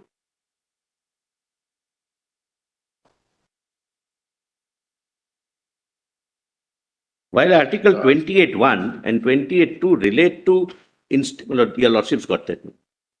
While Article 28(1) and Article 28(2) relate to institutions that are wholly maintained out of The state funds, Article 28(3) deals with an educational institution that is recognized by the state or receives aid out of the state funds. Article 28(3) gives the person attending any educational institution the right not to take part in any religious instruction, which may be imparted by an institution recognized by the state or receiving aid from the state. Such a person also has the right not to attend any religious worship that may be conducted in such institution or in any premises attached thereto, unless such a person is, or if he or she is a minor, his or her guardian has given his or her consent. The reading of Article 28(3) clearly shows that no person attending an educational institution can be required to take part in any religious instruction or any religious worship unless the person or his or her guardian has given his or her consent thereto. In a case where the educational institution has been recognized by the state or receives the aid out of the state funds. We have seen that Article 26A gives the religious denomination right to establish an educational institution, the religious denomination being either of the majority community or minority community. In any institution, whether established by the majority or a minority religion, if religious instruction is imparted, no student can be compelled to take part in the said religious instruction or in any religious worship. An individual has the absolute right not to be compelled to take part in any religious instruction or worship. Article 28(3) thereby recognizes the right of an individual to practice or profess his own religion. In other words, in matters relating to religious instruction or worship, there can be no compulsion where the educational institution is either recognized by the state or receives aid from it. Article 29 and 30 are a group of articles relating to cultural and educational rights. Article 29(1) gives the right to any citizen of a section of citizens residing in India or any part thereof and having distinct language, script or culture of its own to conserve the same. Article 29(1) does not refer to any religion, even though the marginal note of the article mentions the interest of minorities. Article 29(1), it can be linguistic. 29(1) essentially refers to sections of citizens who have a distinct language, script or culture, even though their religion may not be the same. The common thread that runs through Article 29(1) is language, script or culture and not religion. For example, if any part of the country, there is a section of the society that has a distinct language, they are entitled to conserve the same, even though the persons having that language may profess different religions. Article 29(1) gives the right to all sections of citizens, whether they are in minority or majority religion, to conserve their language, script or culture, etc. But I may read further. But for example, Gujarati being a linguistic minority in say Delhi, may provide for an institution and it may have people from Muslim community, Hindu community, Parsi community, all speaking Gujarati language. So what is binding is the linguistic minority character or some kind of a culture. That's what 29 provides. But Parsi Gujarati is very different from Gujarati. That is true. That is true. A little more colorful also. Sometimes extra colorful.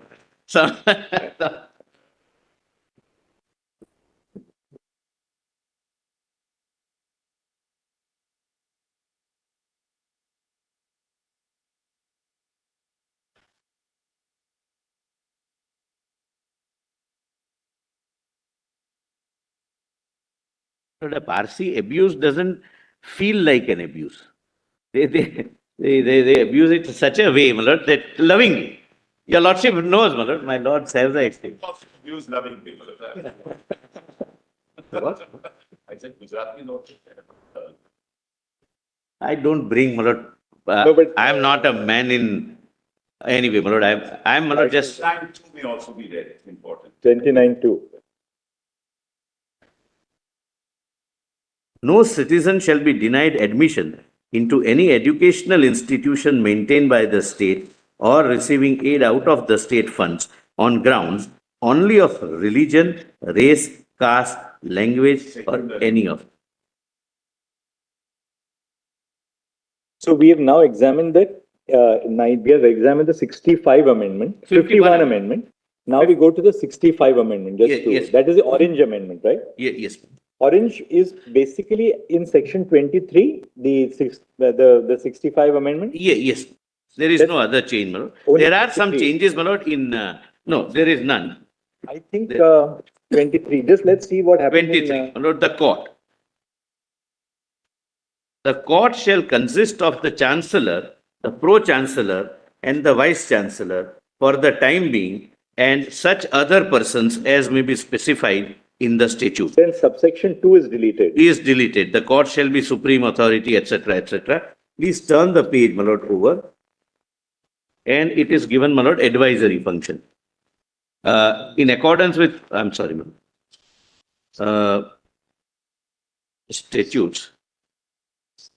My lord, the functions of the court shall be to advise the visitor in respect of any matter which may be referred to the court for advice, to advise any other authority of the university in respect of any matter which may be referred to the court for advice, and to perform such other duties and exercise such other powers as may be assigned to it by the visitor or under this act.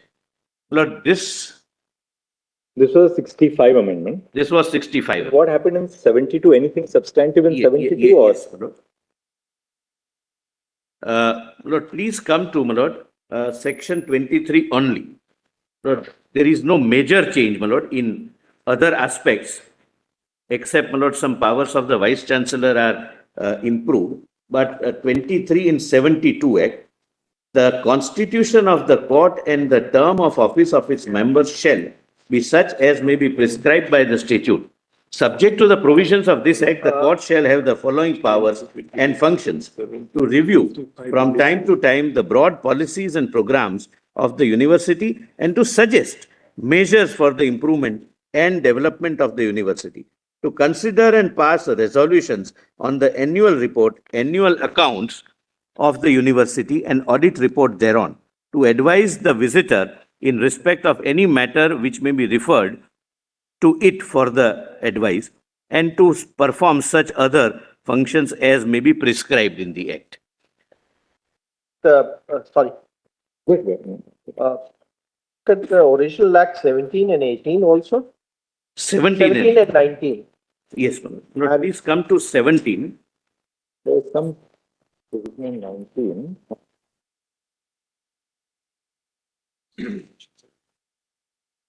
Chancellors shall be elected by the court. Yes, madam.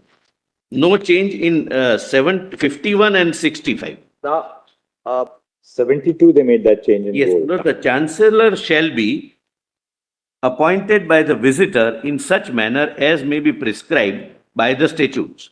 The chancellor shall, by virtue of his office, be the head of the university. The chancellor shall, if present, preside at convocations of the university that's head. not relevant. That's not right.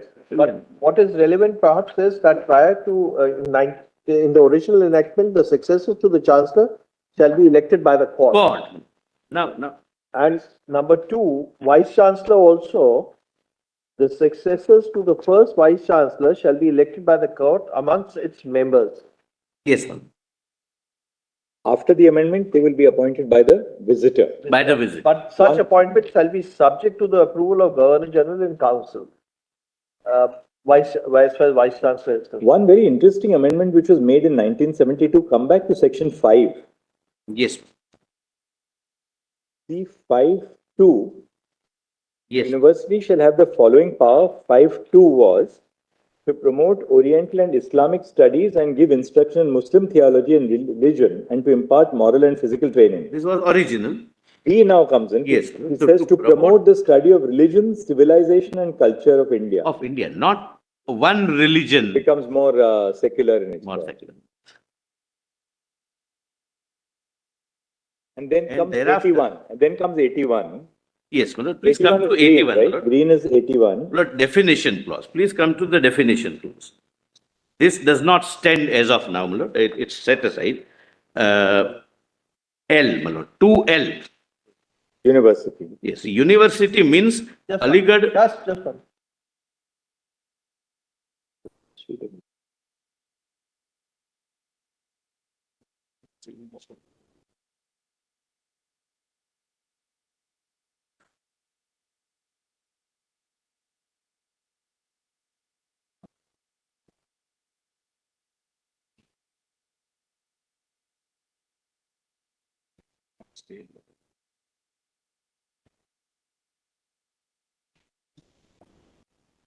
Lordships have 2L, my lord.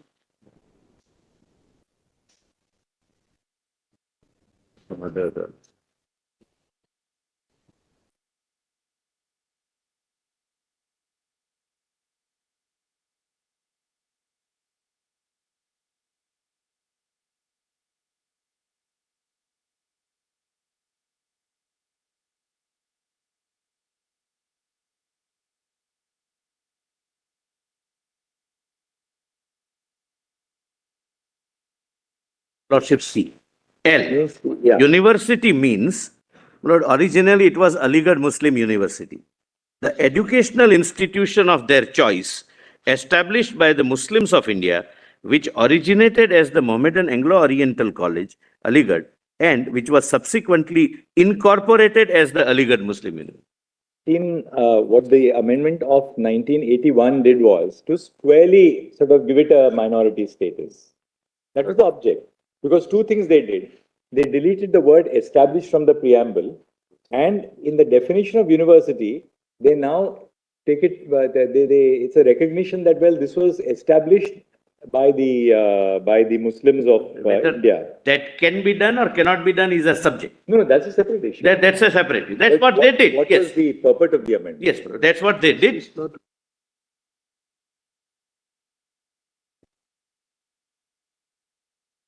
Parliament.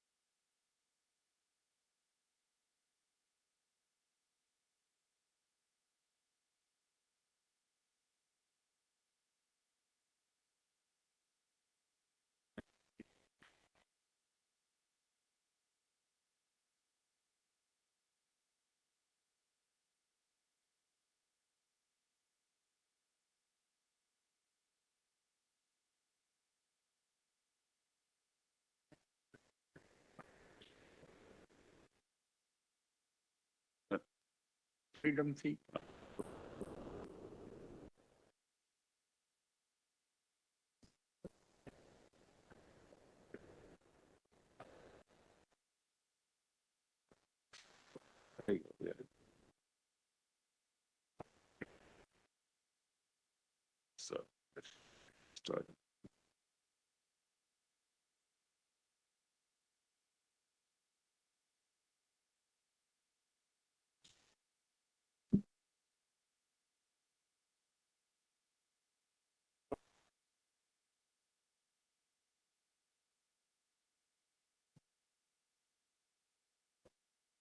Solicitor, it's well settled that the legislature, whether it's a state legislature or parliament, can take away the basis of an act of the basis of a judgment. So, for instance, if a judgment holds a statutory provision to be violative of Article 14 on the ground that it does not comport with natural justice, the legislature can introduce a provision for natural justice so as to make it in conformity with the law by supplanting the deficiency which was noticed by the judgment.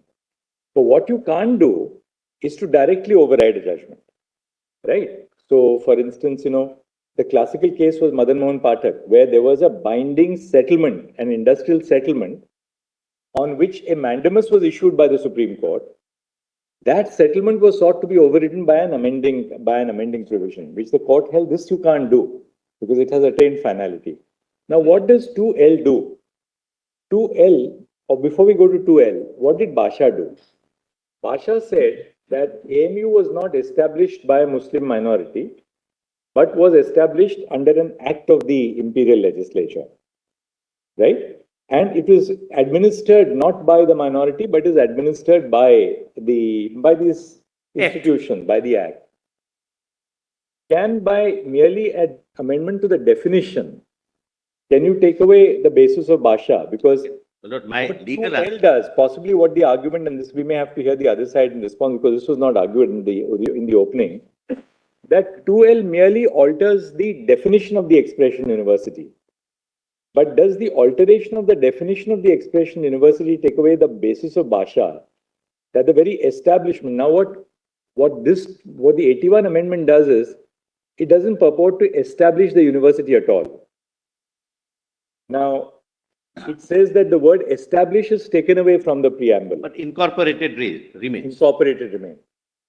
Then 2L says that it was established by the by the Indian Muslims of India, originating as the MAO College Aligarh. Correct. And which was subsequently incorporated. The argument rejected is in Bhasha is incorporated by way of a definition. Now, is this amendment, by the way, in 81, is it retrospective or is it prospective? Lord, Lord, our argument before the Allahabad High Court is it's declaratory in nature and therefore retrospective. Necessarily retrospective. That was the argument. Lord, I don't wish to give examples, but if you can change history by changing definition in a statute, your lordships can, with your lordships' wide experience and wisdom, visualize, Lord, what can be done. There are several historical facts, my Lord. No, Parliament can do it. May, my Lord, Parliament think of Parliament change. has the power to do it. Parliament has the power to do it. Because Parliament can, while implementing a statute, subject to a challenge under Article 14, Parliament can... Competence, yes. It has the competence to say this But is our whether view it when we enact amounts the law. to effacing It can Bhasha or not, that's a question. The more important substantive point is this really declaratory as they are arguing? Or are you merely amending the definition without taking away the basis of Bhasha? The latter you cannot do. The former you can do. You can't sit in appeal. The Parliament cannot sit in appeal and set aside the judgment. It can, if there is some lacuna found by the court, that lacuna can be filled up. But, Lord, it is my submission and Bhasha said that AMU was not established. Bhasha says AMU was not established by the Muslim minority. Intra-party dispute But is it was established under an act of the imperial legislature. Thus, can merely an amendment to the definition of the expression university take away that basis of Bhasha? And, my Lord, their argument that it was established by the educational institution of their by Muslims of India, which originated at... To take away the basis of Bhasha, you have to take away the underlying facts on the basis of which Bhasha has been decided.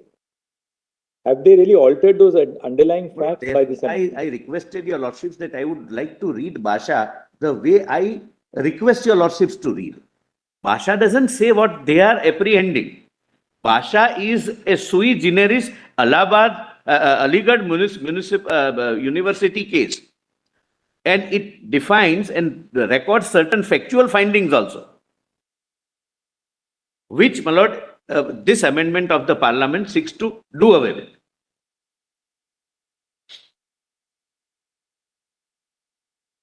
Is there an alternate reading not possible? I mean, we are discussing various options. I mean, we just because the idea, it's not an easy, it's a thorny issue. The original act said the university is established and incorporated under this act. The preamble says established and incorporated. Right?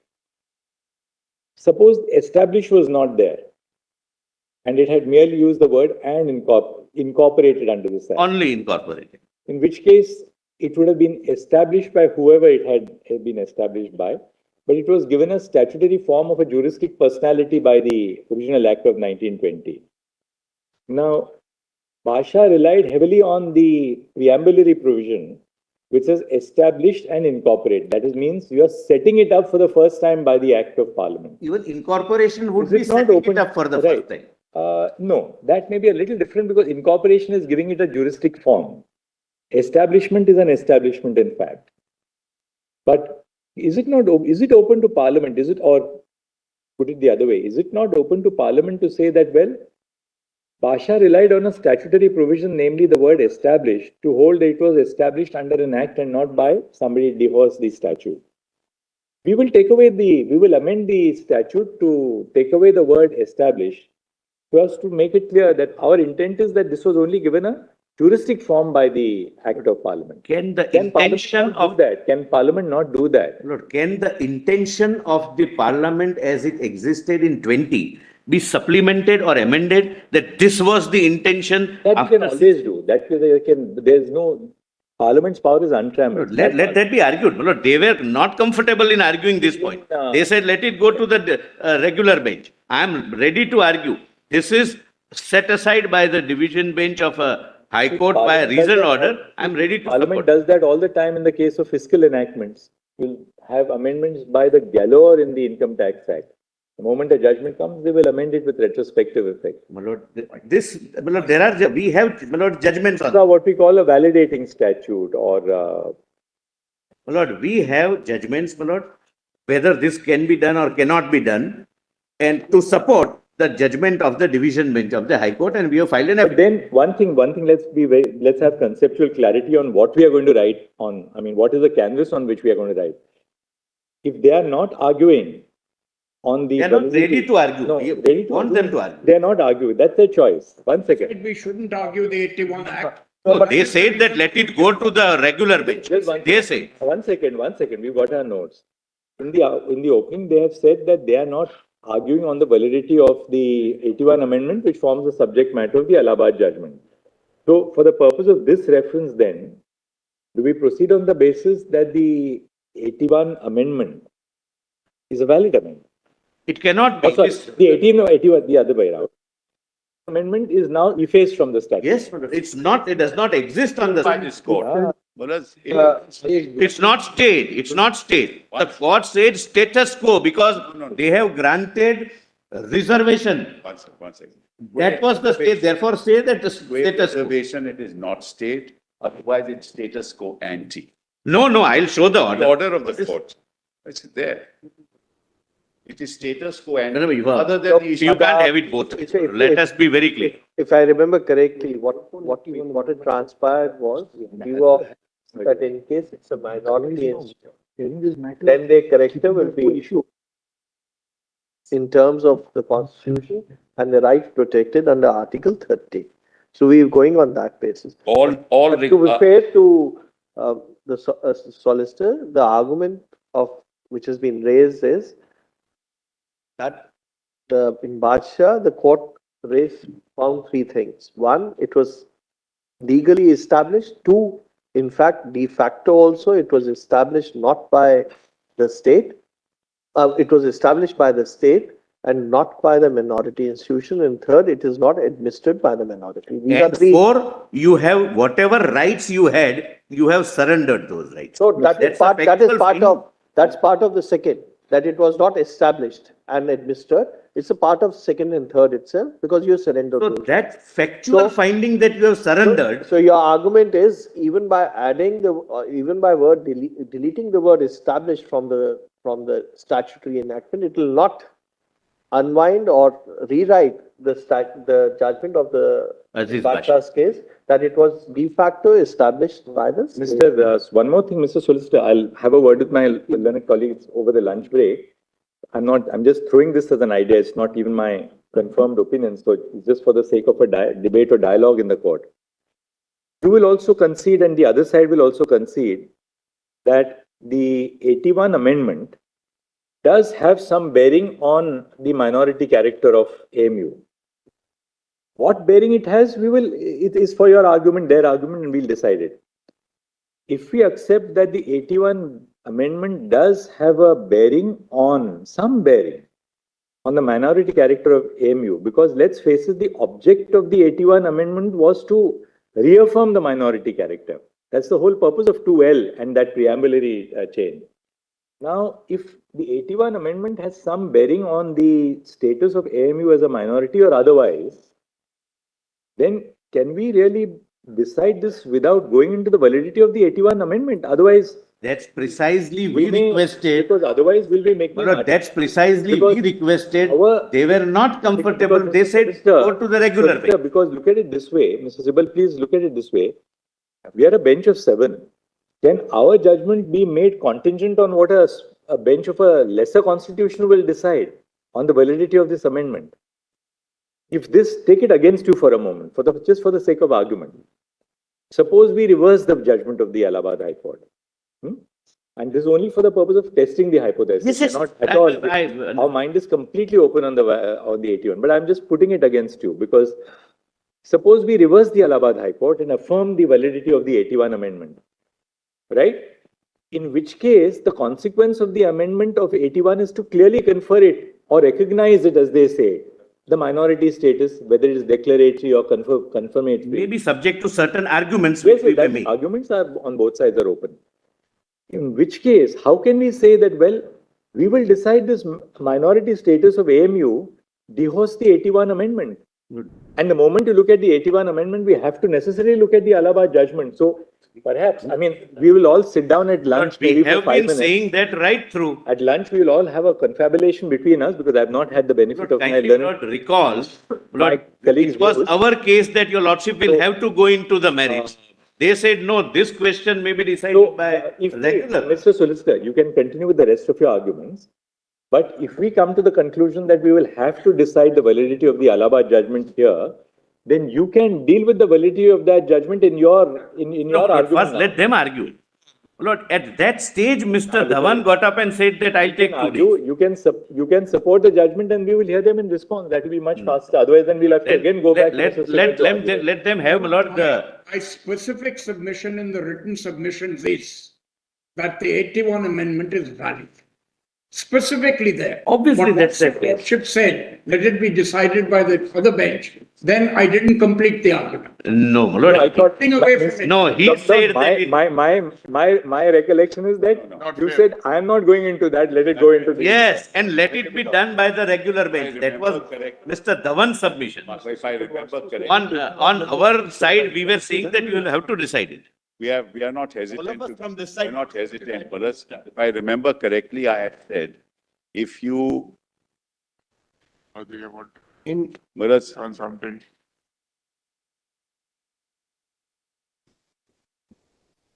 हमारी submission कहाँ?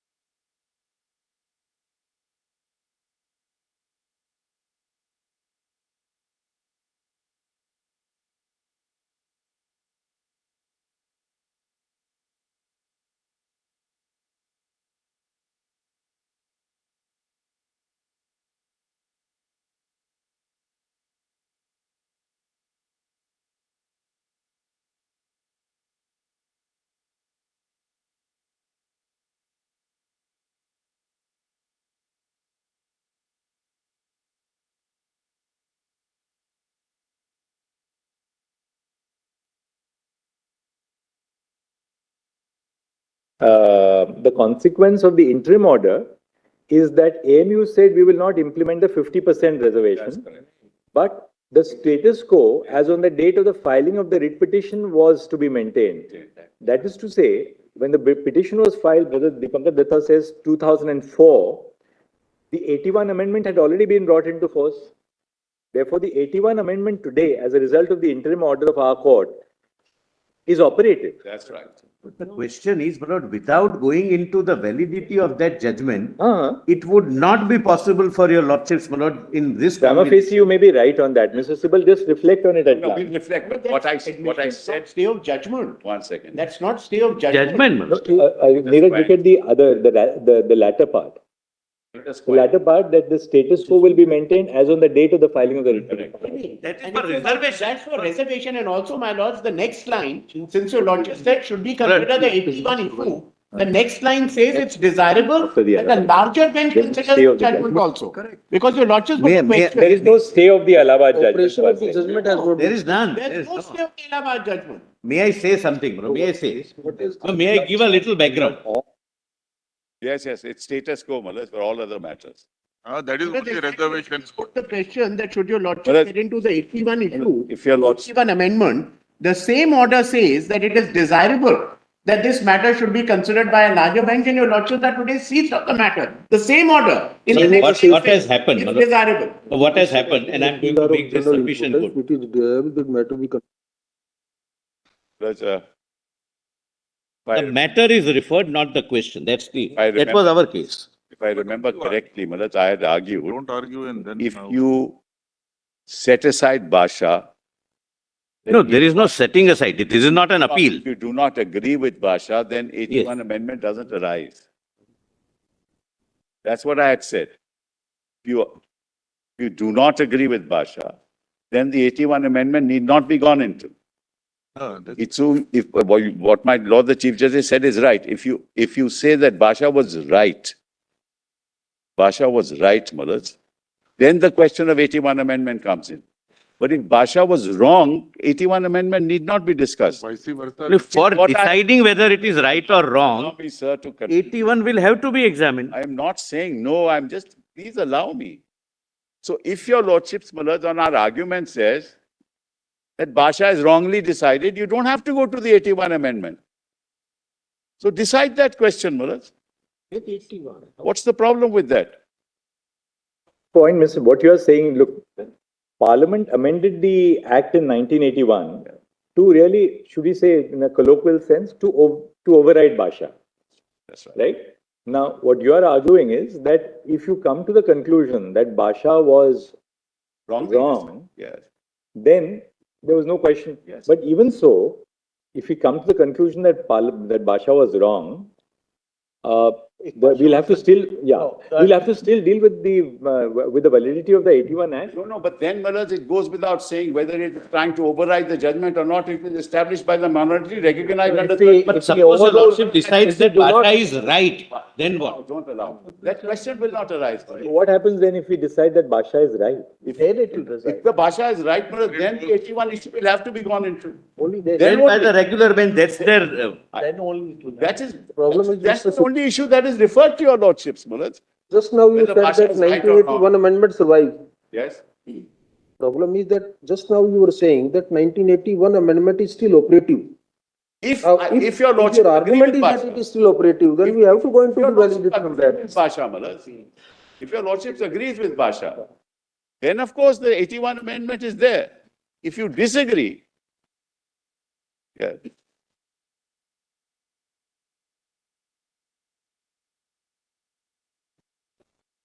No, don't look at it. Don't look at it today, Manoj. Just look at Basha. Is it right or wrong?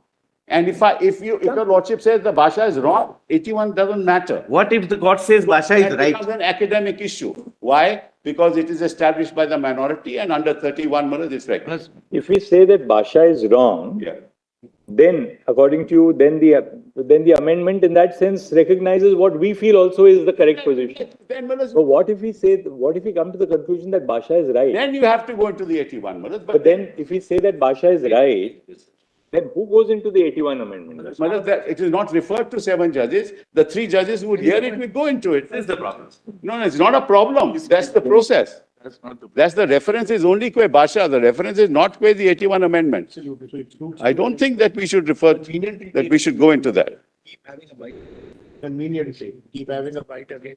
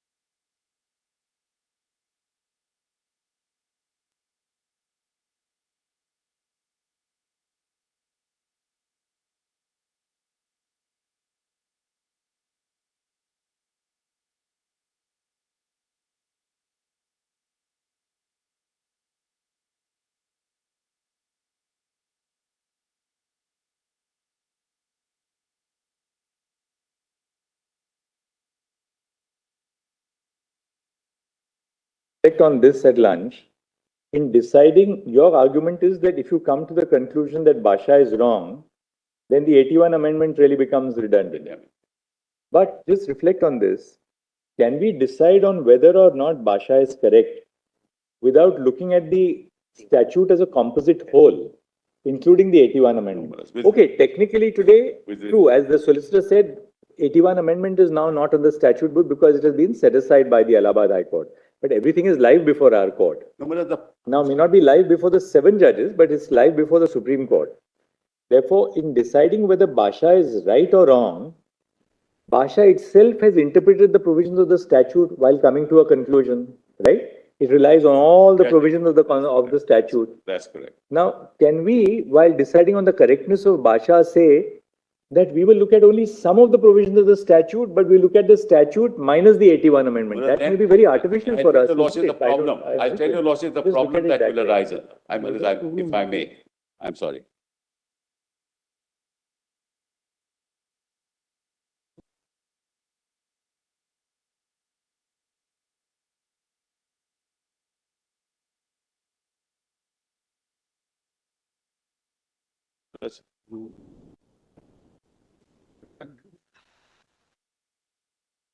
Then your logic. Just give me a few minutes, Manoj. Either we look at Basha and on the basis of what happened in 1920. That is, look at Basha through the lens of 1920. Or we look at Basha in the context of Article 31 when it came into force in 1950 and what happened thereafter. His argument throughout has been, don't look at anything else, look at what happened in 1920. That's been his argument throughout. If you don't want to look at Basha in the context of 20, please then look at this in the context when the Constitution came into force. Then apply all the principles of constitutional law in Article 13 to look at Basha. Then you'll have to do that also. And then 1981.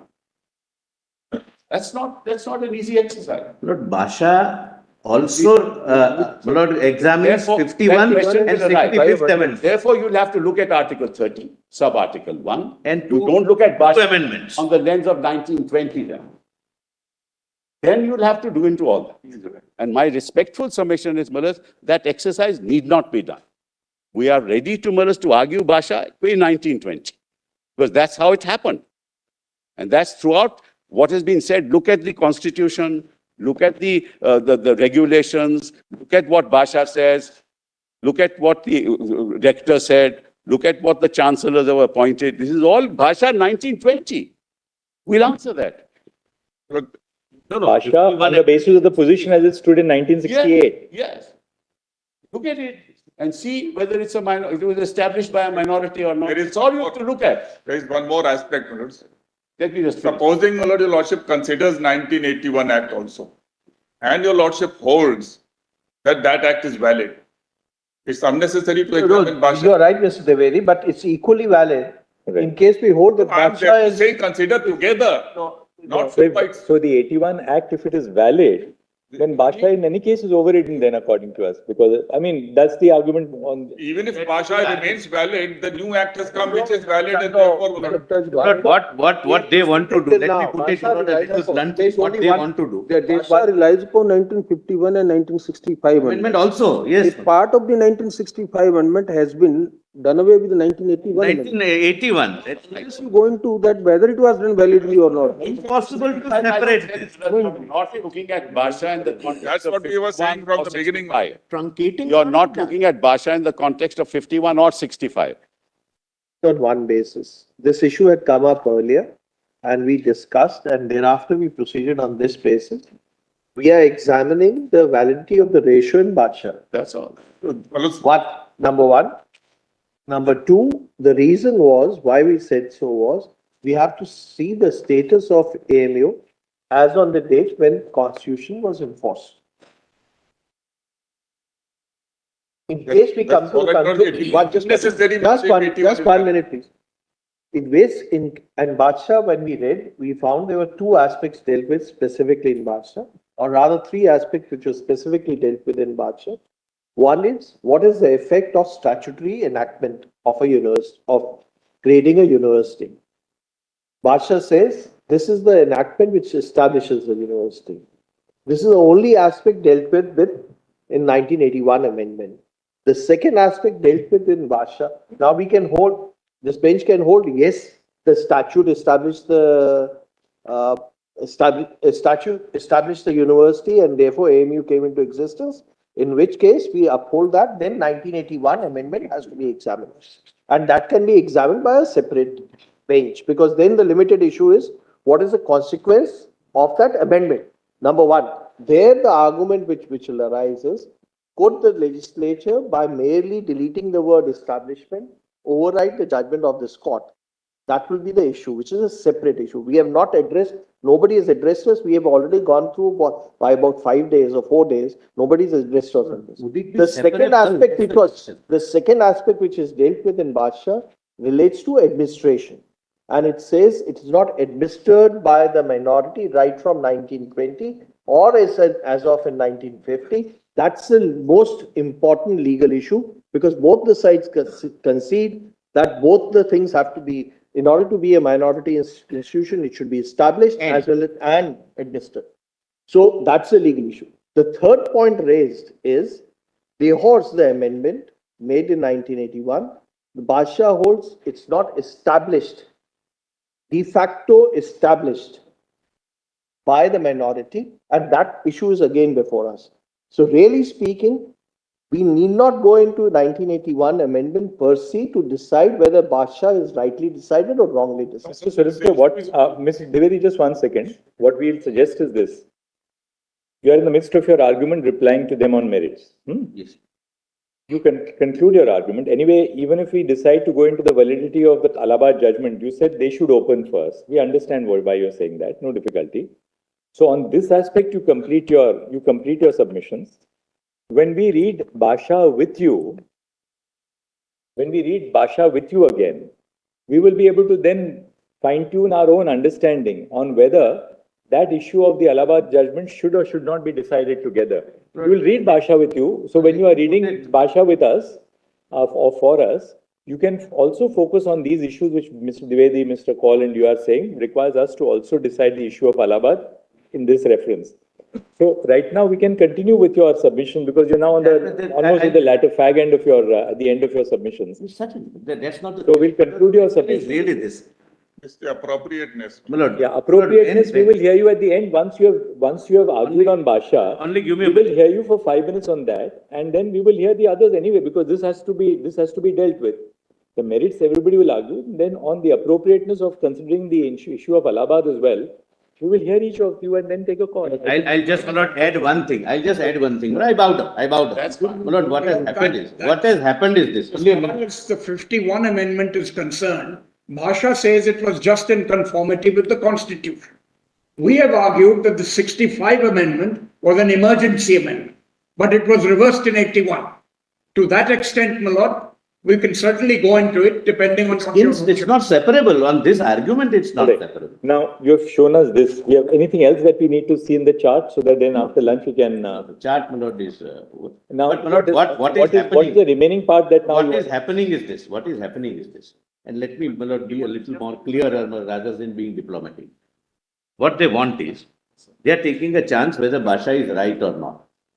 If your lordships are satisfied that Basha is right, they will have a second round to say that even if 7 judges said Basha is right, now have a second round that now the basis is taken away and refer this question. So if Basha is right, no. But that may not happen. In case we uphold Basha or agree with the ratio in Basha on the second and third aspect, they may not have any say in it. No, my lord, On the second and third aspect, that is de facto, it was established by... No, I think what perhaps Solicitor is arguing is that if we come to the conclusion that Basha is right, then the issue of the validity of the 81 amendment will be before a lesser bench, a lesser constitution. That's what we want, a second Around, my lord. The argument there And could be that, look, the basis of Bhasha is taken away by the Therefore, no 1981. need to go into this. That's all, Manoj. That's all that there will be. That's exactly what is the problem. But there would be That's exactly this. There is no problem. You don't have to You go into can't it. have, my lord, this kind of When second bite at the seven cherry. judges say Basha is wrong, what else We is can't deal the with matter? 7-judge bench like this, my lord, that you decide what is comfortable to me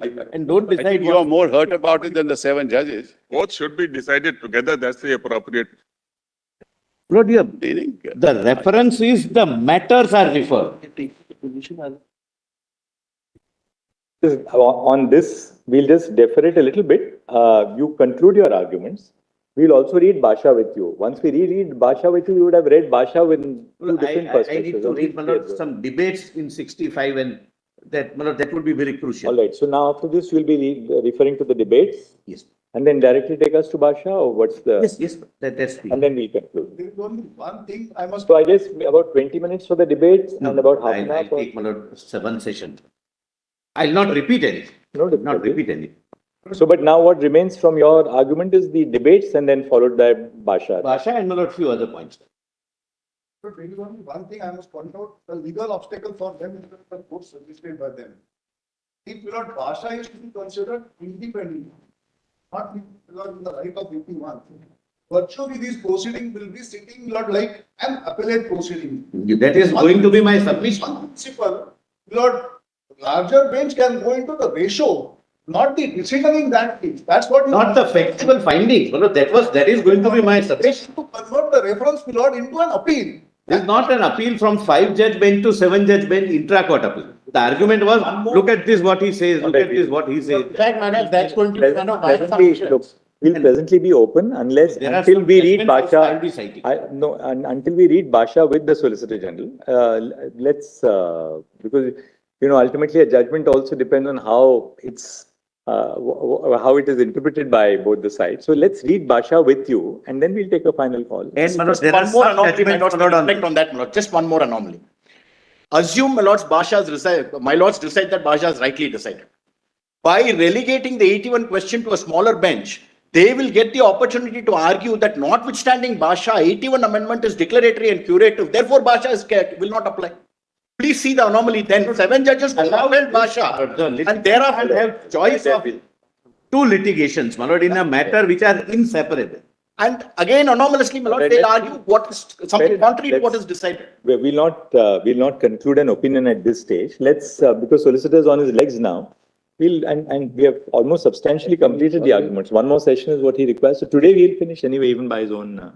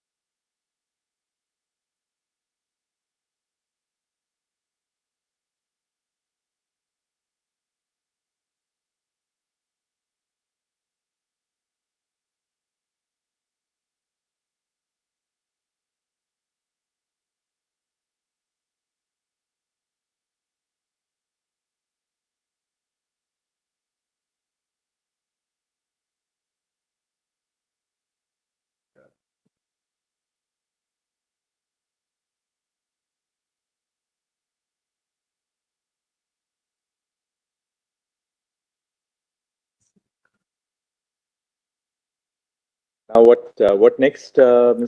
Yes. Lord,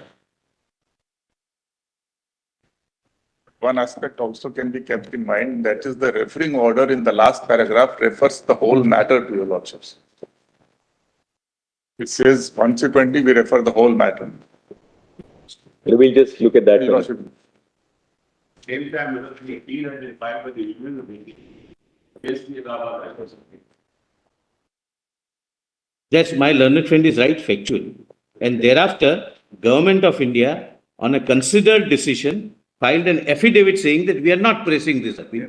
And we are supporting, when you say the full truth, And not half so truth. technically on paper, it remains the appeal. It remains, appeal Subject, of course, remains. your appeal I that have you not want been to pass. permitted to withdraw the appeal, but it is the stand of Union of India that judgment of the division bench is true.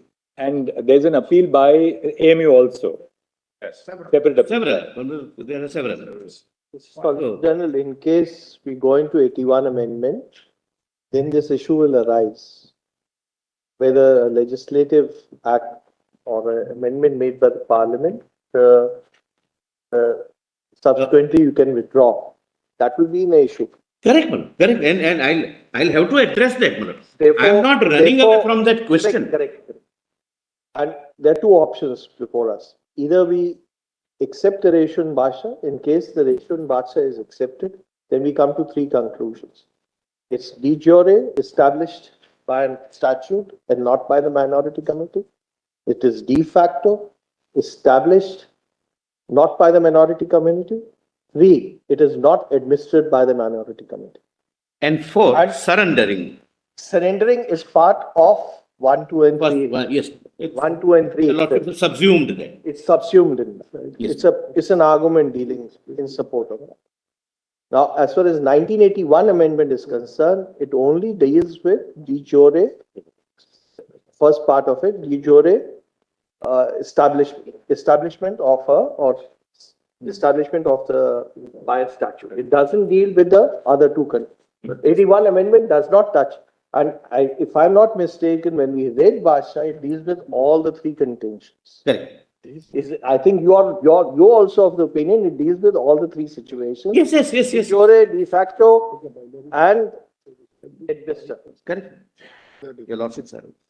Well, now, If Aziz Bhasha is declared to be right by your lordships, then we would have to take recourse in 81.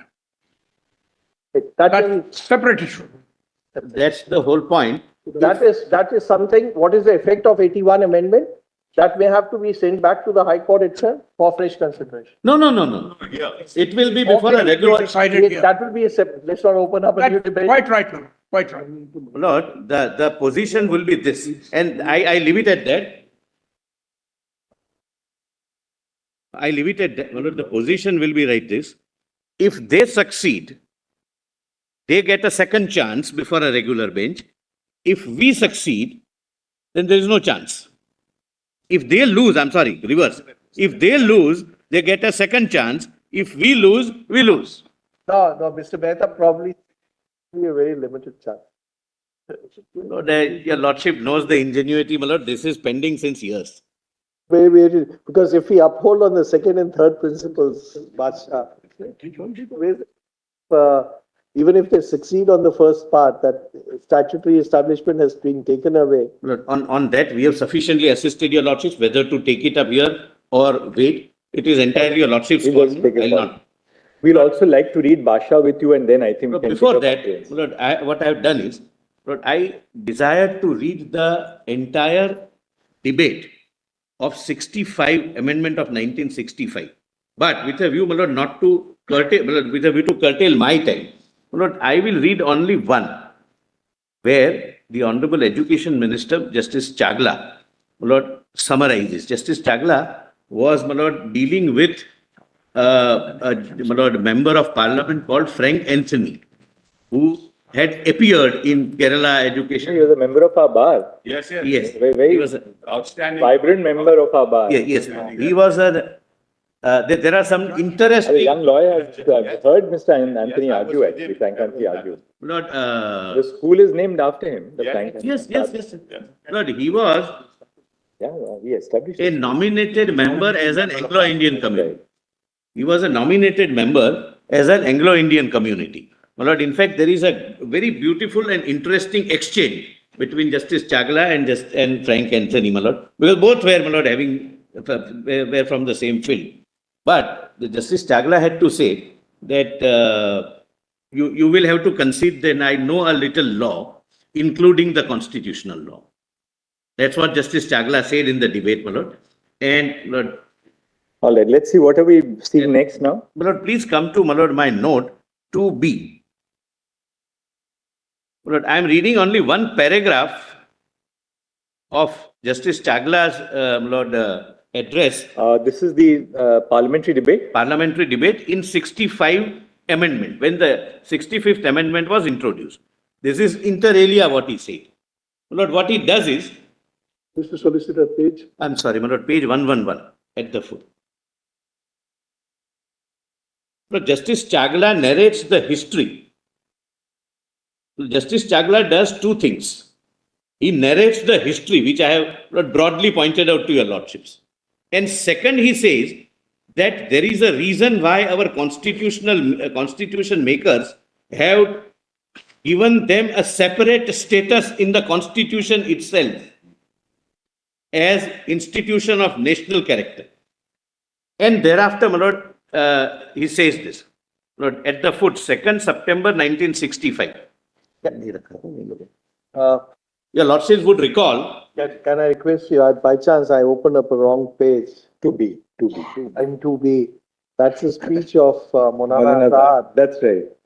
Can you just read that also? 2B, Manoj? It's in 2B, 111. 111, it's the... Can you just no, page your lordships open? 111. 111. I'll read. Yes. Maulana Azad, Manoj, that is 51 speech. Yes, yes. Lord, I wanted to read that, but I was curtailing myself. Lord, if your lordship, Lord, permits. As far as our constitution is concerned, honorable members are aware that Article 28(3) lays down that religious instruction cannot be made compulsory in any government institution.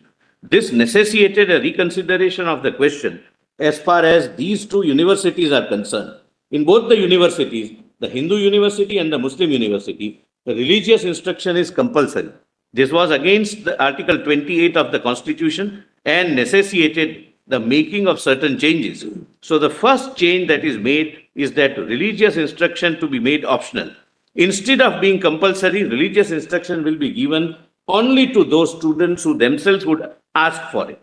The honorable members are aware that a majority of students who get themselves admitted to these universities are such as want religious instructions being given to them. Another change has been made on the basis of recommendation of Universities Commission. The Commission recommended that in future, the President of Indian Union should be the visitor of all central universities. Having those powers with the Lord Rector and the Chancellor enjoy, it is against the spirit of our Constitution that the character of an educational institution be allowed to remain communal. All the institutions in the country should be Indian from all points of view and not Hindu, Muslim, Sikh or Christian. Naturally, the question that arose before the government was asked to what attitude they should adopt regarding the names of these two universities.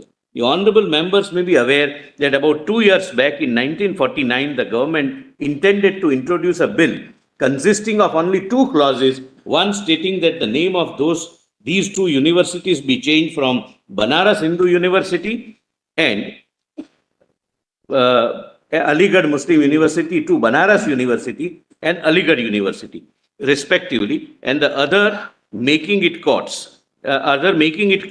that non-Hindus and non-Muslims can also become members of their courts. Nevertheless, the government prepared the draft bill and elicited the opinion of both the universities regarding that. The Muslim university was of the opinion that having been assured that general policy of the government was to change the communal character of the university, it would have no objection if the word Muslim was deleted out from its name and it being called Aligarh University instead of Muslim University. Then, my lord, what do we take it that Banaras Hindu University objected? No. I'll find out, my lord, but possibly not objected. Possibly, my lord, but I can't make, my lord, a very accurate statement on that. Lord,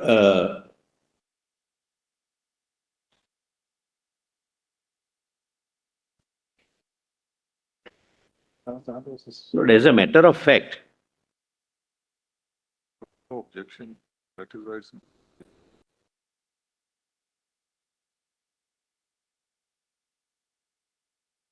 why was it not changed?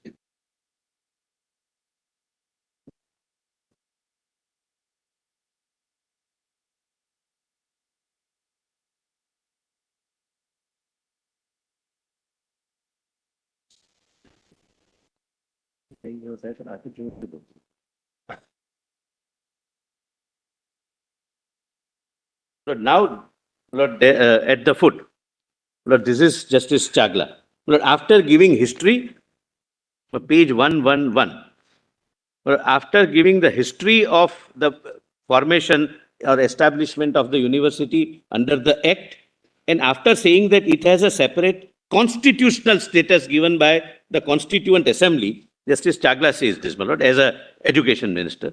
My submission to this house is that Aligarh Muslim University has neither been established nor is being administered by the Muslim community. But this is pre-Basha. Basha was not there at that time. It is not a minority institution in which Sri Anthony suggests. I will give him the reasons. You had first the Muslim college which was founded by Sir Syed Ahmad. Sir Syed Ahmad has asked the British government of those days to establish a university, and the British government established the university. Therefore, the establishment of the institution was by legislature and not by the community. Now, I cannot understand how it can be said that administration is in the hands of minorities. The administration of the university depends upon the law.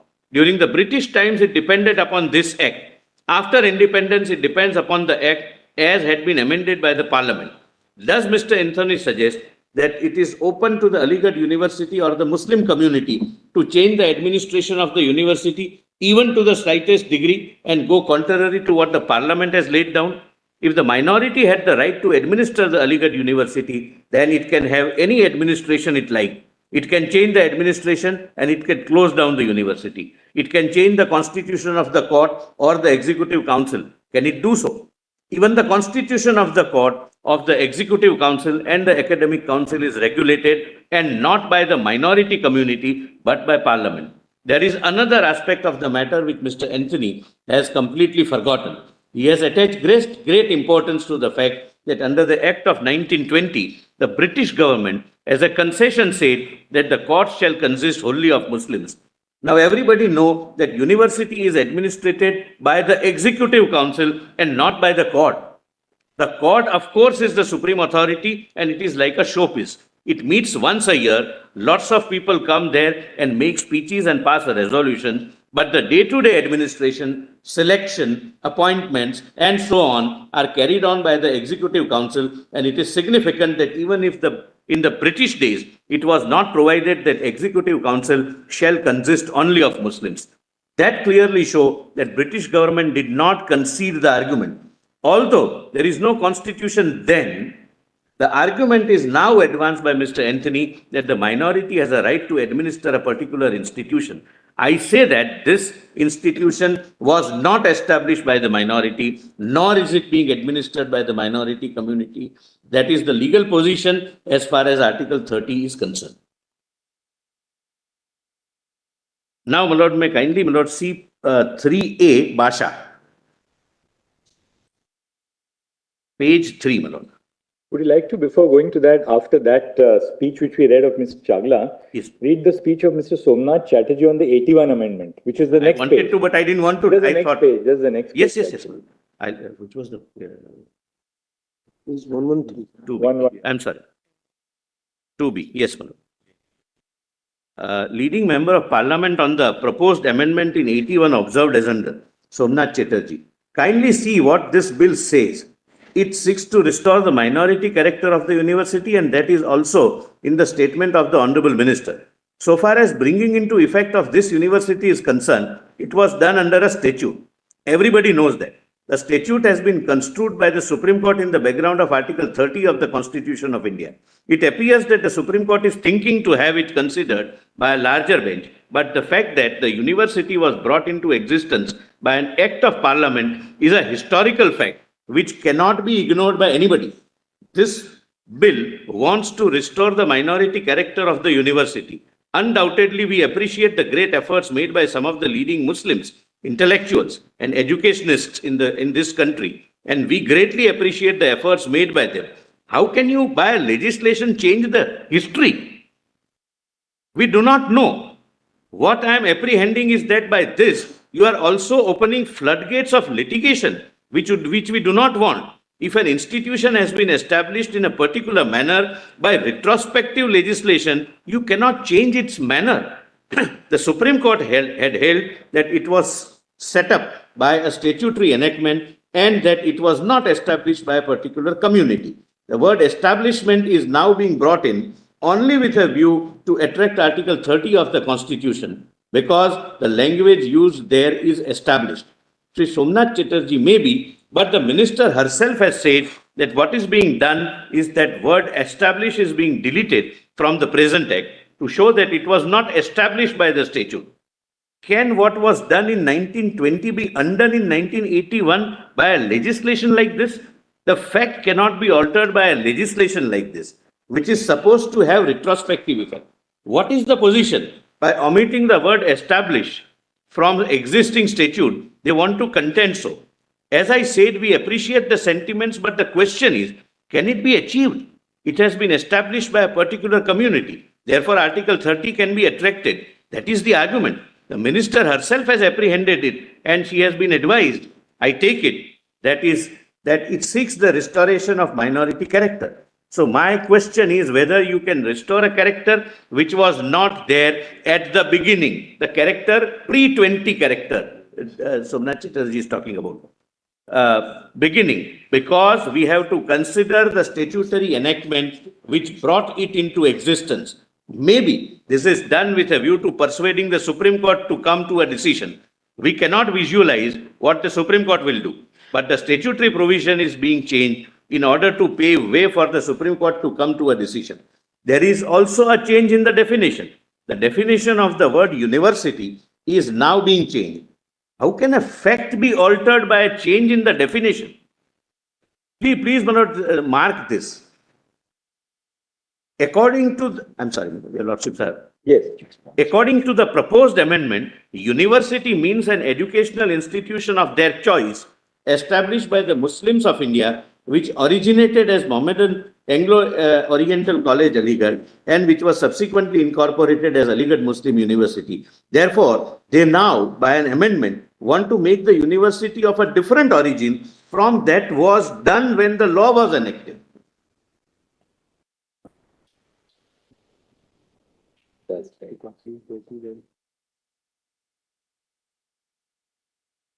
Lord, another angle, Lord, which I will come to later. Aligarh Muslim University, as Aligarh Muslim University, as it stood, is a part of the Constitution. Aligarh Muslim University, as Aligarh Muslim University, as it stood, is a part of Indian Constitution in Entry 63. Can you, by way of amending an act, amend the Constitution itself? The Constitution, when it used the word Aligarh Muslim University, understood it to be something else. Well, there is a separate argument on that. I am not dwelling much on that. Now, my lord, kindly come to Aziz Basha, whose name, my lord, everyone has changed to their liking, my lord. So, Basha. 3A, my lord. Come, Ashish. Yesterday, even the religion was changed by the learned AG. Learned AG made Aziz Ashish during the course of his... On a lighter side, Mr. Dhawan referred to him as Aziz Basha. Then throughout, I have noted that. Mr. Sibal Aziz Pasha. And the learned AG changed the religion, my lord. It became Ashish. But Aziz is common to all mostly. Yes. Now we go to Basha, which is volume 3A, page 3, right? Yes, my lord. Please come to, my lord, page 7. Yes. Look, kindly, my lord, give me this indulgence, my lord. I'll read what is not relevant. I'll skip. Otherwise, I'll read, my lord, something even at the cost of repetition. These 5 writ petitions raise common questions and will be dealt with together. They attack the constitutionality of Aligarh Muslim University Amendment Act 1951 and the Aligarh Muslim University Amendment Act 1965. The principal attack is based on the provisions of Article 31, which lays down that all minorities, whether they are based on religion or language, shall have the right to establish and administer educational institutions of their choice. The case of all the petitioners is that Aligarh Muslim University, hereinafter referred to as Aligarh University, was established by Muslim minority, and therefore the Muslims had the right to administer it, and insofar as the Act of 51 and 65 take away or abridge any part of that right, they are ultra vires. Now, this was a question of fact asserted by them that it was established by a minority.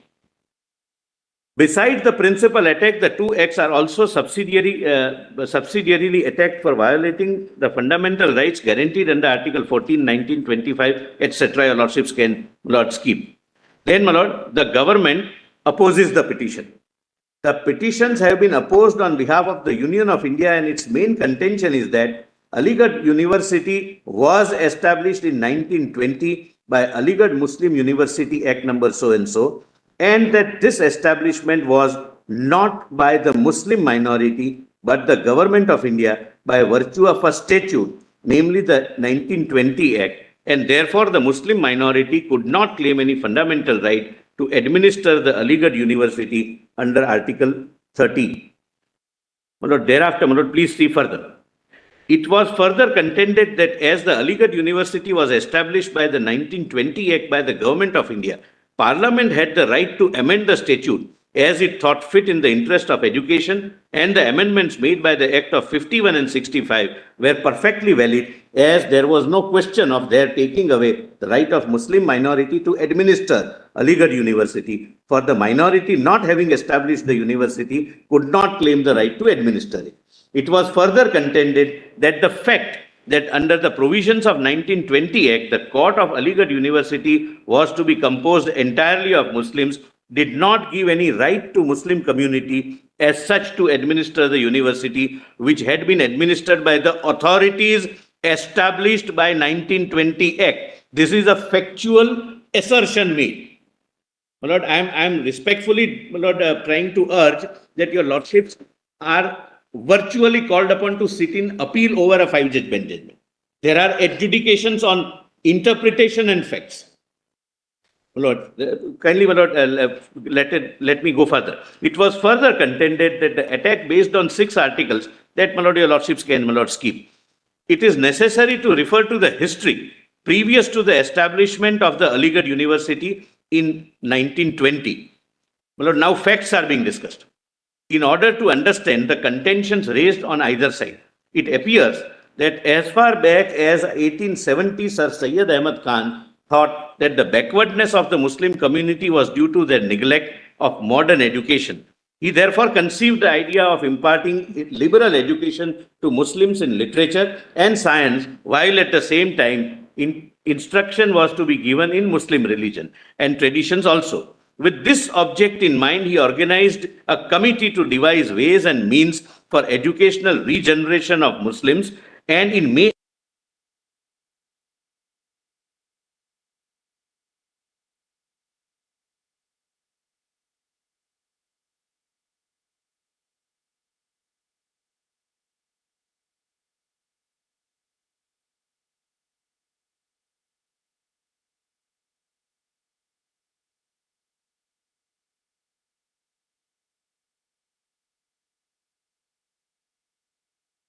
Mohammedan Anglo-Oriental College, Aligarh, hereinafter referred to as MAO College, was established thereafter and was, it is said, a flourishing institution by the time Sir Syed Ahmad Khan died in 1898. But today also, this is one of the top-ranking universities. Aligarh University is one of the top-ranking universities. It is said that thereafter the idea of establishing a Muslim university gathered strength from year to year at the turn of the century, and by 1911, some funds were collected and a Muslim University Association was established for the purpose of establishing a teaching university at Aligarh. Long negotiations took place between the association and the government of India, which I had shown to your lordships, about how, under what circumstances, with what conditions, in what covenants. That is what, my lord, factually is seen, which eventually resulted in the establishment of Aligarh University in 1920 by the 1920 Act. It may be mentioned that before that, a large sum of money was collected by the association for the university, as the government of India had made it a condition that a rupee 30 lakh must be collected for university before it could be established. They didn't do it voluntarily. That was a condition for incorporating or establishing and incorporating as an act of parliament. Further, it seems that existing MAO college was made the basis of university and was made over to the authorities established by 1920 Act for the administration of university, along with the properties and funds attached to the college, the major part of which had been contributed by Muslims, though some contributions were made by other communities as well. It is necessary now to refer in some detail to the provisions of 1920 Act to see how Aligarh University came to be established. The long title of the 1920 Act is in these words: an act to establish and incorporate a teaching and residential Muslim university at Aligarh. The preamble says that it is expedient to establish and incorporate a teaching and residential Muslim university at Aligarh, and to dissolve the societies registered as so-and-so and so-and-so, and to transfer and vest in the said university all properties, and mark, my lord, and rights of the said societies and of the Muslim University Foundation Committee. The rights are surrendered by operation of law. It will be seen from this that the two earlier societies, one of which was connected with MAO College and the other had been formed for collecting funds for establishment of the university at Aligarh, were dissolved, and all their properties and rights and all the and also of the Muslim University Foundation Committee, which presumably collected funds for the proposed university, were transferred and vested in the university established by 1920 Act. Section 3 of the Act laid down that the first Chancellor, Pro-Chancellor and Vice-Chancellor shall be persons appointed in this behalf by a notification of the Governor-General in Council in the Gazette of India, and the persons specified in the schedule shall be the first members of the court, and they happen to be all Muslims. Please mark this, Manoj. The court says that they were not required to be, but they happen to be Muslims. Further, Section 3 constituted a body corporate by the name of Aligarh Muslim University, and this body corporate was to have perpetual succession and a common seal, and could sue and be sued by that name. Section 4 dissolved the MAO College and the Muslim University Association, and all property movable and immovable, and all rights, powers and privileges of the two said societies, and all property movable and immovable, and all rights, powers and privileges of Muslim Committee were transferred and vested in the Aligarh University, and were to be applied to the objects and purposes for which the Aligarh University was incorporated, not the objects of the original three institutes. All debts, liabilities and obligations of the said societies and committee were transferred to the university, which was made responsible for discharging and satisfying them. All references in any enactment to either of the societies or to the said committee were to be construed as reference to the university. It was further provided that any will, deed or other documents, whether made or executed before or after the commencement of 1920 Act, which contained any bequest, gift, etc., etc. Lord, kindly come down a little further, my lord. These provisions will show, Lord, fifth line from the bottom of that para, these provisions will show that three previous bodies legally came to an end, and everything that they possessed, but they were possessed of, was vested in the university as established by 1920 Act. Section 5 provides for the powers of the university, including the power to hold examinations and to grant and confers degrees and other academic distinctions. Section 6 is important. It laid down that degrees, diplomas and other academic distinctions granted or conferred to or on persons by university shall be recognized. Then there was section 7, then section 8 provided that university shall, now your lordships can skip this, there may not be. I'll read, right? I'll read it. Section 7 provides for reserve funds including the sums of rupees 30 lakhs. Section 8 provided that university shall... Actually, Mr. Solicitor, now thereafter they are just reproducing the act. I therefore wanted to... You can now go to page 841, Placitum C. Last sentence. My lord, before that, my lord, page 11, 841, my lord, yes, Placitum C. My lord, PDF page 11. Your lordships, we are on the same page. Page 11. These provisions clearly bring out that the final control in the matter was with the Lord Rector, who was the Governor General of India. Then comes section 14, now we which need is not read what section 14 says because we have read those stats. Now go to Placitum F. Their conclusions we will mark because before that they just reproduce the section. And then Placitum F. This provision, though not so all pervasive as the provision in section 13 of the 20 Act shows, that the visiting board had also certain overriding powers in case the university authorities acted against the Act, statutes and ordinances. There is no condition that Lord Rector and the members of the visiting board must belong to the Muslim community. Then, my lord, kindly come to, my lord, page 842, my lord, page 12 of PDF. My lord, select committee. My lord, this is important. It may be added here that the select committee, which went into the bill before the 1920 Act was passed, was not very happy about this proviso and observed, my lord, which proviso? Proviso to section 23 that all members of the court would be Muslims. They were not happy with that. And this is the finding of select committee. This is the observation of select committee.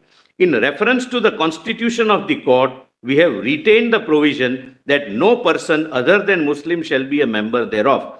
We have done this as we understand that such a provision is in accordance with the preponderance of Muslim feeling, though some of us are by no means satisfied that such a provision is necessary.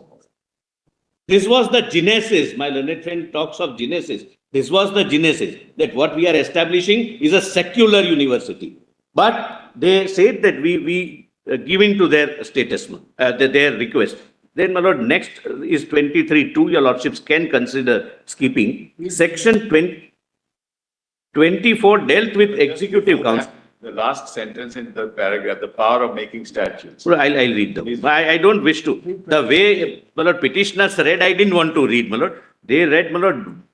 Anyway, my lord. Section 23.2, the court was to be supreme governing body of the university and would exercise all the powers of the university, not otherwise provided for by the 1920 Act, the statutes, the ordinances and the regulations. So, residuary power.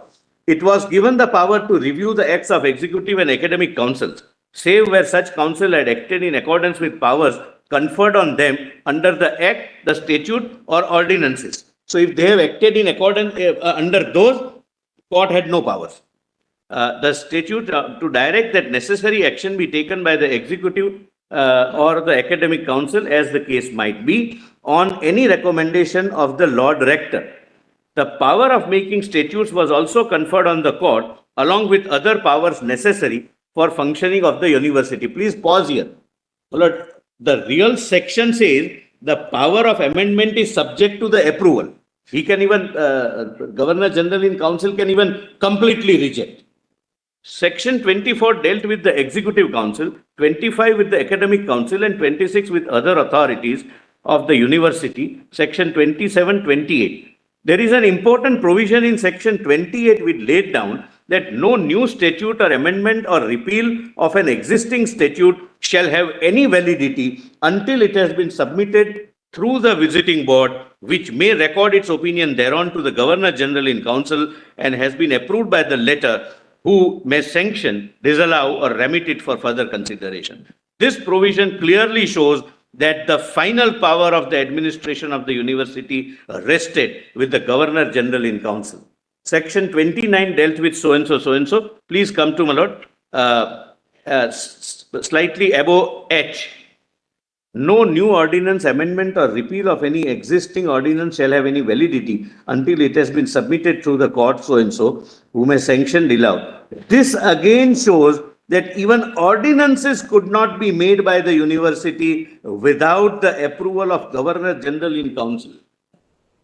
If any dispute arose between executive and the academic council as to which had the power to make the ordinance, either council could represent the matter to the visiting board, and the visiting board had to refer the same to a tribunal consisting of 3 honorable members. Manoj, I'll skip. Come to Manoj C. Section 32 provided for admission of students to the university, and subsection 4 thereof provided that university shall not, save with the previous sanction of the Governor General in Council, recognize for the purpose of admission to a course of study for a degree as equivalent to its own degree, any degree conferred by any other university, or as equivalent to intermediate examination of an Indian university, any examination conducted by any other authority. This shows that in the matter of admission, the university could not admit students of other institutions unless the Governor General in Council approved the degree or any other examination of the institutions other than Indian universities established by law. Lord, please allow me to pause here. Lord, the university functions at 2 levels. One is, Lord, supervisory, decision-making, policy-making function, which was not in the hands of minority. And second, on ground, the principal, vice principal, they will be giving admissions, etc. That they follow what is decided. That's not the administration. That is, Lord, complying with the administrative guidelines or directions issued. Lord, section 33, Lord, I'll come to F. Section 40 is important and laid down that if any difficulty arises with respect to the establishment of the university or any authority of the university, or in connection with the first meeting of any authority of the university, the Governor General in Council may by order make any appointment or do anything which appears to him necessary or expedient for the proper establishment of the university or any authority thereof, or for the first meeting of any authority of the university. Unbridled powers. This again shows the power of the Governor General in Council in the matter of establishment of the university. This brings us to end of sections of 1920 Act. There is nothing anywhere in any section of the Act which vests the administration of the university in the Muslim community. The fact that in proviso to section 23(1), it is provided that the court of the university shall consist only of Muslims does not necessarily mean that the administration of the university was vested or was intended to be vested in Muslim minority. If anything, some of the important provisions to which we have already referred show that final power in almost every matter of importance was in Lord Rector, who was the Governor General, or in Governor General in Council, or Academic Council, I'll add, because I have shown the statutory provisions. Such were the provisions of 1920 Act. They continued in force in 1951 without any substantial amendment. In 51, the 1951 Act was passed. It made certain changes in 20 Act mainly on account of coming into force of the Constitution. We shall refer only to such changes as are material for our purposes. The first change, Manoj, I can skip that, Manoj. F, please come to classitum F. It was necessary to delete section 9 as otherwise the university might have lost the grant which was given to it by the Government of India. Further, section 8 of the 1920 Act was amended as the new section provided that the university shall be open to persons of either sex and of whatever race, creed, caste or class, and it shall not be lawful for the university to adopt or impose on any person any test whatsoever, etc., etc. My Lord. Lord, kindly come to, my Lord, last 3 lines. Ordinances to those we have consented to receive it. Clearly, section 9 was deleted and section 8 was amended in this manner to bring the law in conformity with the provisions of the Constitution and for the benefit of the university, so that it could continue to receive aid from the government. Some amendment was also made in section 13 in view of the changed constitutional setup and in place of Lord Rector, the university was to have a visitor. Section 14 was also amended and the power of visiting board was conferred on the visitor by addition to a new subsection 6. The next substantial change was that the provisos to section 23(1), which required that all members of the court would only be Muslims. My lord, I can, my lord, skip that. Yes. So please come to, my lord, class item E. It is not our function in the present petition to consider the policy underlying the amendment made by the 1965 Act, nor... Because it remains the Supreme Government. I'll read it fully, my lord. It will thus be seen by virtue of 1951 Act, non-Muslims could also be members of the court. Correct, my lord. Yes, I am reading the full paragraph, sir. Thank you. But the court still remained the supreme governing body of the university as provided by... This is what is highlighted by them. Because once you hold that the court was the supreme governing body, Yes, my lord. then, and the pre-1951 position was that they were all Muslims. That's the contradiction pointed out in the judgment. Yes, my lord. Because here they clearly say the court will still be the supreme governing body of the institution. Just one. You said there's a distinction between policy and administration. I've recorded it specifically. What you highlighted was policy is the equivalent to administration. That will be slightly debatable. But here, Would your lordships... just one. I'm sorry. Here the contradiction which is pointed out is the judgment refers to several provisions, then it holds that court is not the supreme administrative body. And here in paragraph over here, they themselves contradict and say court is still maintained the supreme governing body of the court, of the institution. Lord, That's where the contradiction. Lord, would your lordships allow me to show section 23? I'm just highlighting that. No, my lord, at this juncture, it would be relevant, my lord. The statement which is made, but let us read the section as amended in 51, my lord. That's the answer, my lord. As amended, my lord. The court, and my lord, in 65, it even stopped being supreme governing body, but please see, the court shall, my lord, your lordships can have the chart, my lord, for time being, for my satisfaction, my lord. Supreme body with residuary powers. My lord, words don't confer powers. It is the real powers which have to flow from the statute. Let's see 23. Lord, 23 as amended by 51 Act. Because Aziz Basha is referring to 51 Act. Therefore, I am taking 51 Act. Because 65 even did away with, my lord, even that. Let's read 23. 23-2. Yes. Let's see you read original 23. Your lordship would like to read the original? Yes. Yes. My lord, your lordships can read this because original is retained. Let's have 23. It's there in your chart, sir. Second column. Yes, let's read the first one and the second one. Okay, we'll read both. The court shall be the supreme governing body of the university and shall exercise all the powers of the university not otherwise provided for by No, this. there are two things now.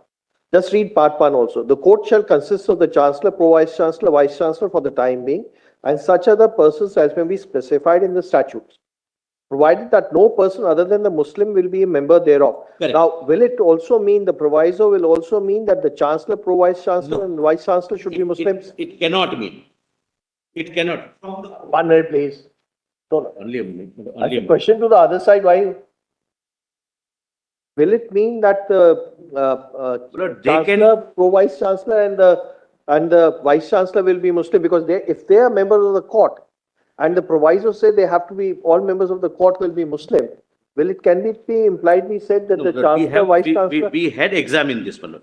The real intent is that whoever they are, happen to be Muslim, happen to be non-Muslims, they would ex officio become members of the court. Okay, we have understood. Now come to page paragraph Because, 2. my lord, thereafter, whenever there is an amendment, this has not undergone change. That's correct. Yes. But there is an amendment which, no, this portion that they shall be Muslim thereof has been deleted. In That is 1951. That has been deleted in 1951. Yes, yes. So that's a big change. But Yes. now come to this part, paragraph 2. Two. Well, what was the power? What Yes, was- I've got, just listen. I'll The read. court shall be Well, the supreme govern, did- just one. Yes. The court shall be the supreme governing body of the university. That's part 1.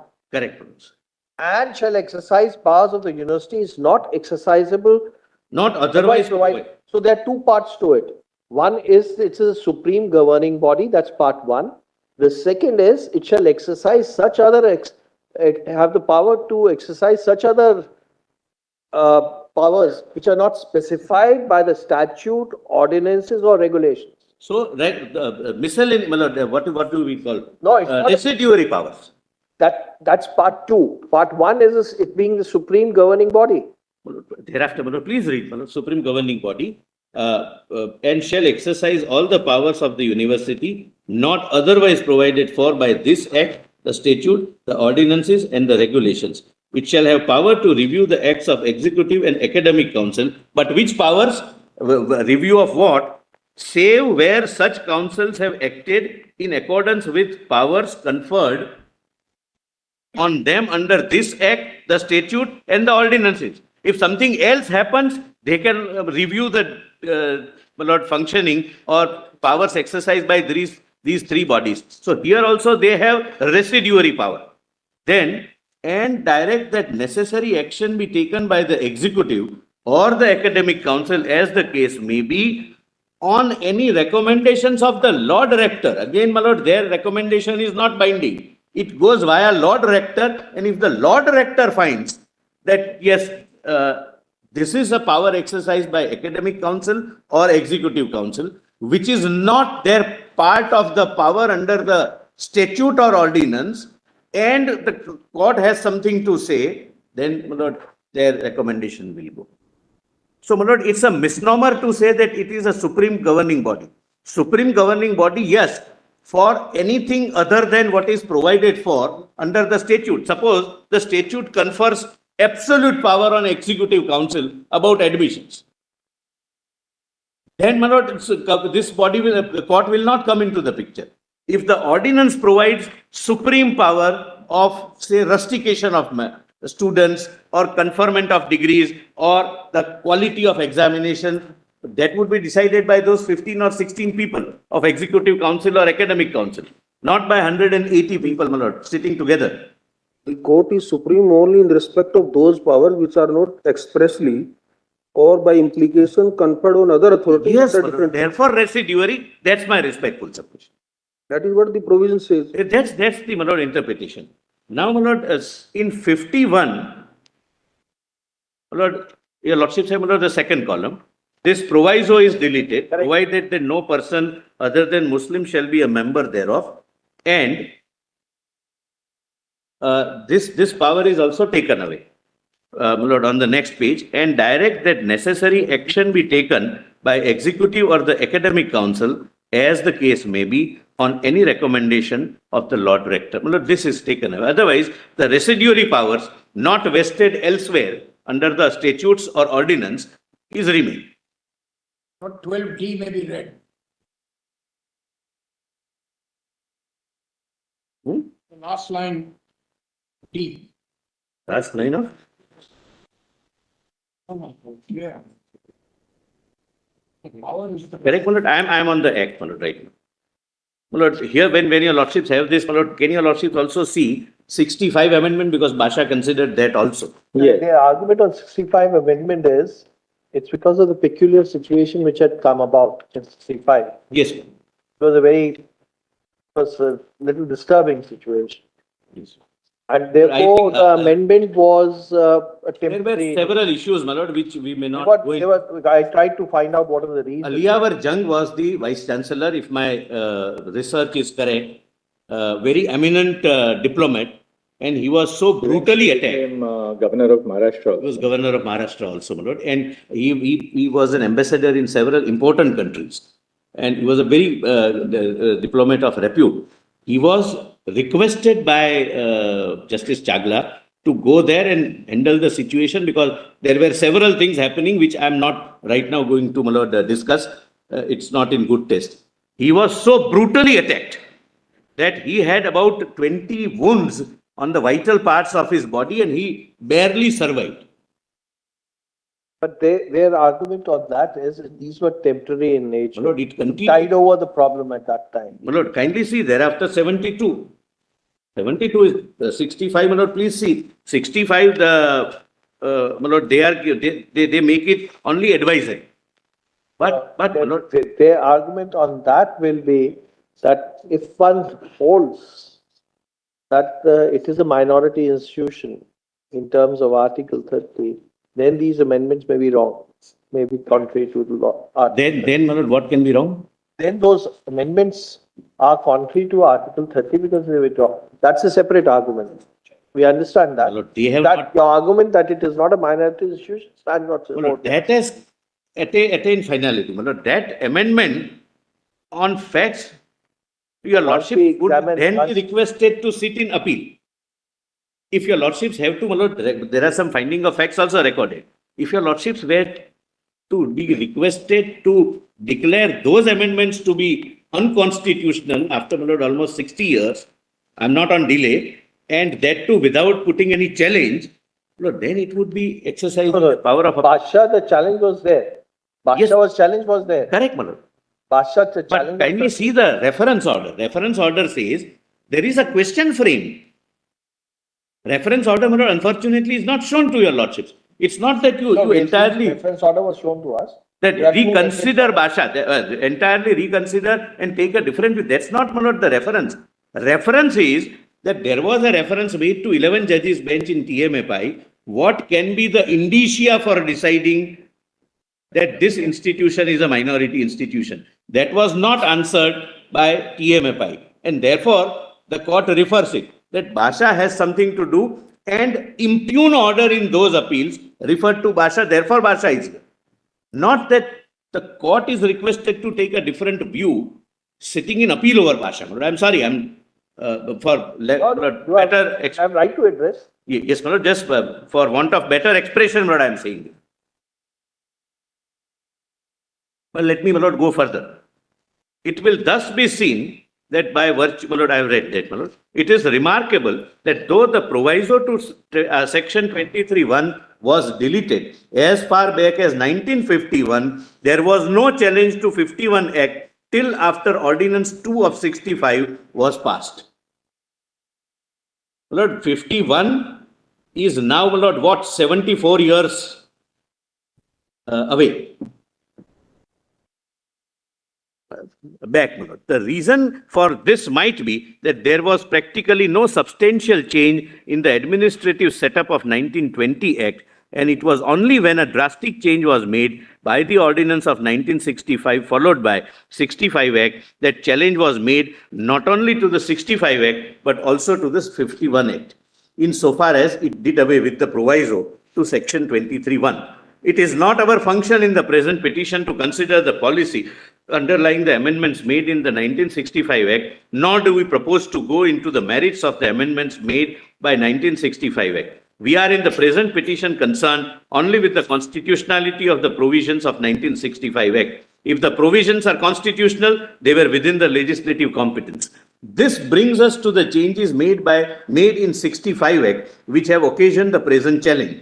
The main amendment in 65 Act was in section 23 with respect to the composition and powers of the court of the university. My lord, this I can skip, my lord, with your lordship's permission, unless other side wants me to reread because it narrates, my lord, what is 65 amendment. Please come to, my lord, 846 E, Classitum E. This was the contention. The contention of the petitioners is that by these drastic amendments in 1965, the Muslim minority was deprived of the right to administer Aligarh Muslim University, and that this deprivation was in violation of Article 30. Under Article 31, all minorities, whether based on religion or language, shall have the right to establish. My lord, that also, my lord, your lordships can, or my lord, I may. The next line, please. I'll read, my lord, whatever I The can. next paragraph, portions of it have been quoted in the referral order. Yes, ma'am. And that is what is doubted by the bench of 3 judges. Whether establish and administer is to be read as establish or administer. That's not their argument. No, this is what the. Yes, your lordships are right. But, my lord, we are going on a footing that they have also said that end is end. It is not disjunctive. But that's the only reference. But that I didn't hear them argue that it should be either established or administered. I think that's true. The arguments have proceeded on the basis that establish and administer means that both conditions have to be. Must coexist. Yes. The reference order, specifically referring to all previous judgments, insists on the fact that whether it's conjunctive or disjunctive. And that's why Yashpal and the NMEIC Act is also referred to, because the word established or incorporate were there. So one of our arguments is going to be the scope of reference was only on the issue of being conjunctive or disjunctive. The other issues of Bhasha, whether administered, established, or the facts of the case were never referred to. These internal contradictions are now being argued. They are not the subject matter of reference ever. 16F may be read, my lord, just after the first part. 16F. You shall proceed on the assumption. Where is it? We shall proceed on the assumption in the present petitions that Muslims are a minority based on religion. Nobody disputes that, Manoj. Nobody disputes that religion. What then is the scope of Article 30, Sub-Article 1, and what exactly is the right conferred therein on the religious minorities? It is to our mind quite clear that 31 postulates that the religious community will have the right to establish and administer educational institution of their choice, meaning thereby that where a religious minority establishes an educational institution, it will have the right to administer that. So kindly permit me to pause here. Lord, my respectful submission is going to be that if at all your lordships are called upon to reinterpret Article 30 in facts which are already decided, the choice will be choice to establish and administer, not the manner and method of establishment. That only Parliament can prescribe. That you decide, you make a university by an act of Parliament, you register as a society under the Registration Act, but that's a separate issue. Let me complete this. Lord, I don't wish to deviate. Establish and administer educational institutions of their choice, meaning thereby that where a religious minority establishes an educational institution, it will have the right to administer that. An argument has been raised to the effect that even though religious minority may not have established the educational institution, it will have the right to administer it if by some process it had been administered by the same before the Constitution came into force. Now, my lord, having found a roadblock about establishment, they say, all right, but we were administering. Have a right to administer it if by some so and so. We are not prepared to accept this argument. The article, in our opinion, clearly shows that the minority will have the right to administer educational institutions of their choice, provided they have established them, but not otherwise. The article cannot be read to mean that even if the educational institution has been established by someone else, any religious minority would have the right to administer it because for some reason or the other, it might have been administering it before the Constitution came into force. The words establish and administer in article must be read conjunctively, and so read, it gives the right to the minority to administer an educational institution provided it has been established by it. In this connection, our attention was drawn in Kerala Education Bill, where it is argued this court had held that the majority can administer an educational institution even though it might not have established it. Kerala doesn't say this. I'm going to read 2 paragraphs from Kerala. It's a 7-judge bench. In that case, an argument was raised that under Article 30, Sub-Article 1, protection was given only to educational institutions established after the Constitution came into force. That argument was turned down by this court for the obvious reason that if the interpretation was given to Article 31, it would be robbed of much of its content. But that case, in our opinion, did not lay down that the words establish and administer in Article 30, Sub-Article 1 should be read disjunctively, so that though a minority might not have established an educational institution, it had the right to administer it. It is true that at page 1062, the court spoke of Article 30, Sub-Article 1, giving two rights to a minority, that is, one to establish and two to administer. But that was said only in the context of meeting the argument that educational institutions established by minorities before the constitution came into force did not have the protection of Article 30, Sub-Article 1. We are of the opinion that nothing in that case justifies the contention raised on behalf of petitioners that minorities would have the right to administer an educational institution even though the institution may not have been established by them. The two words in Article 30 sub 1 must be read together, and so read, article gives the right to the minority to administer institutions established by it. If the educational institution has not been established by a minority, it cannot claim the right to administer it under Article 31. We have therefore to consider whether Aligarh University was established by the Muslim minority, and if it was so established, the minority would certainly have the right to administer it. Well, that was not argued that it is disjunctive. So we are also proceeding on that ground basis, my Lord. Then, my Lord, court quotes the Dargah Committee Ajmer case. My Lord, this is where I say, when you surrender your right. I'll read, my Lord, H. My Lord, this is also 5-judge bench judgment in Dargah Committee Ajmer. If the right to administer the property is never vested in the denomination or had been validly surrendered by it or had otherwise been effectively and irretrievably lost to it, Article 26 cannot be successfully invoked.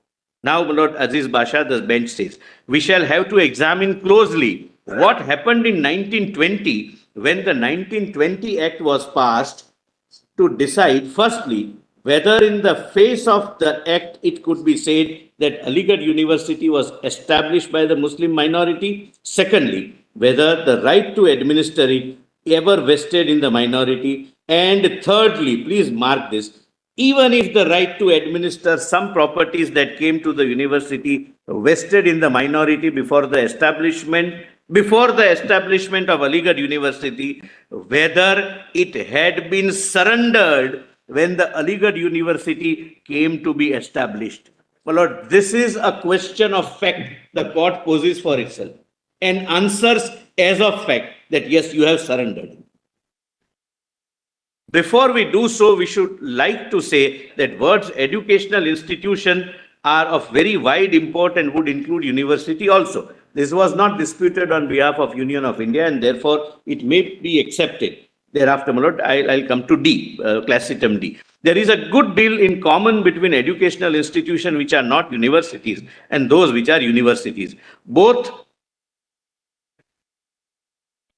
I'm sorry, my Lord, just before D, I'm sorry.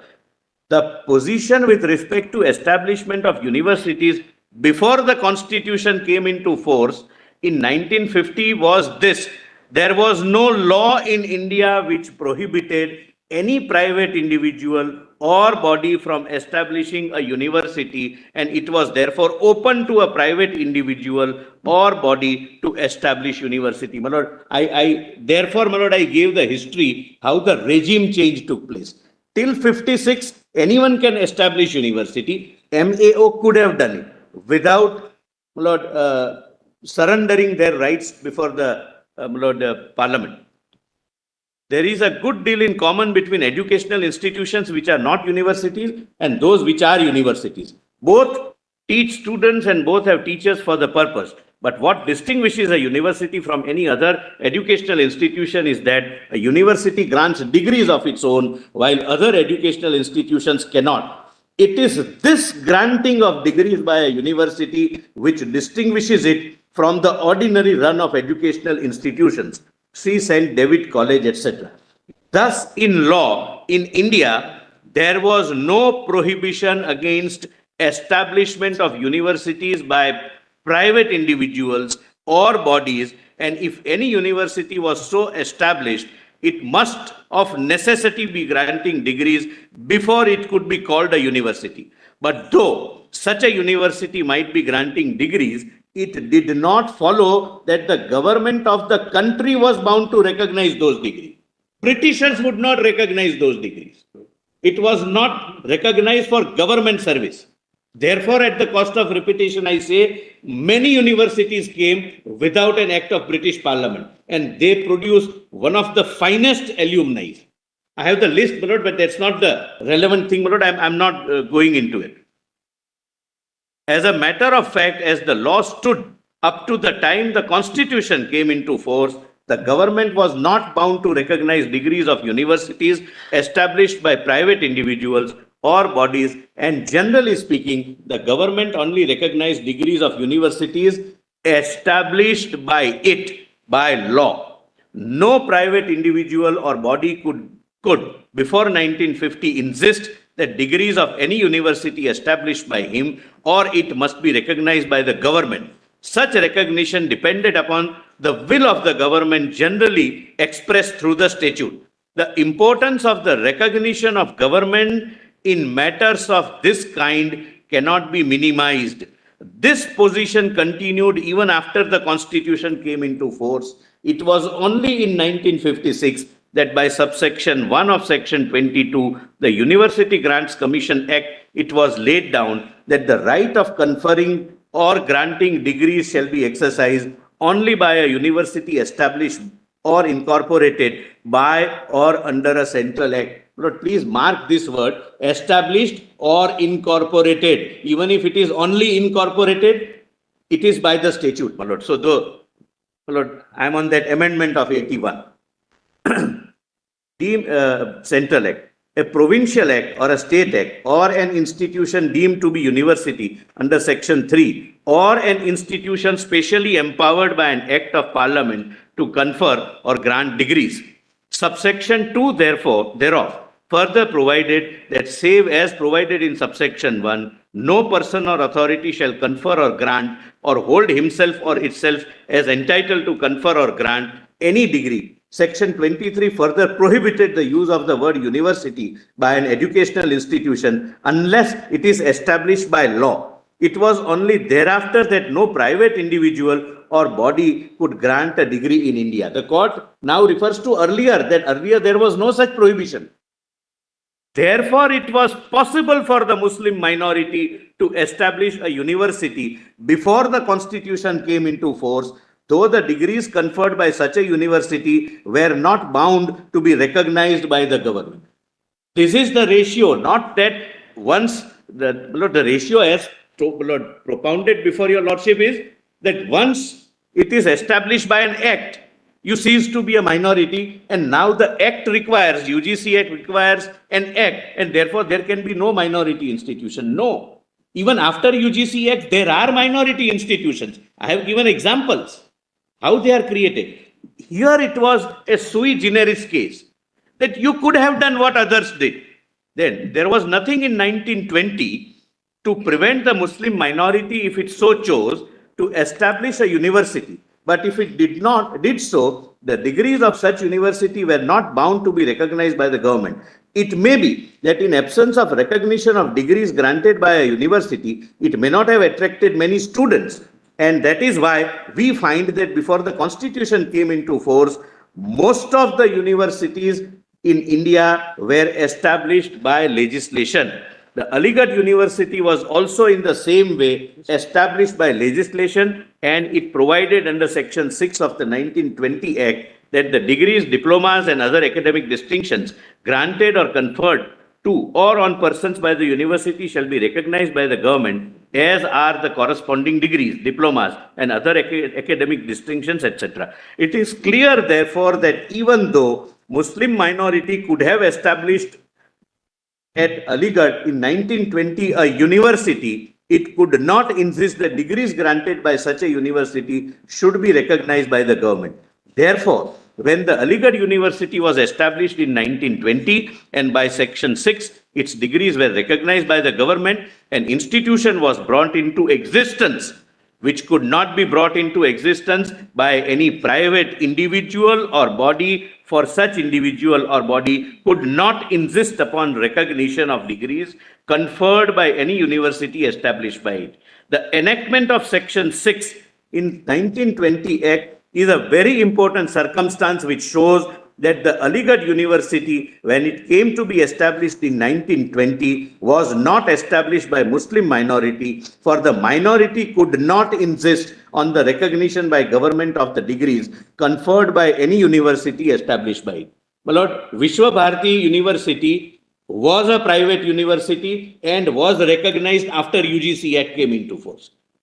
Gujarat Vidyapith was a private university granting degrees, several legal and other luminaries as their alumni. They got the status of university after UGC Act. That is what Aziz Basha says.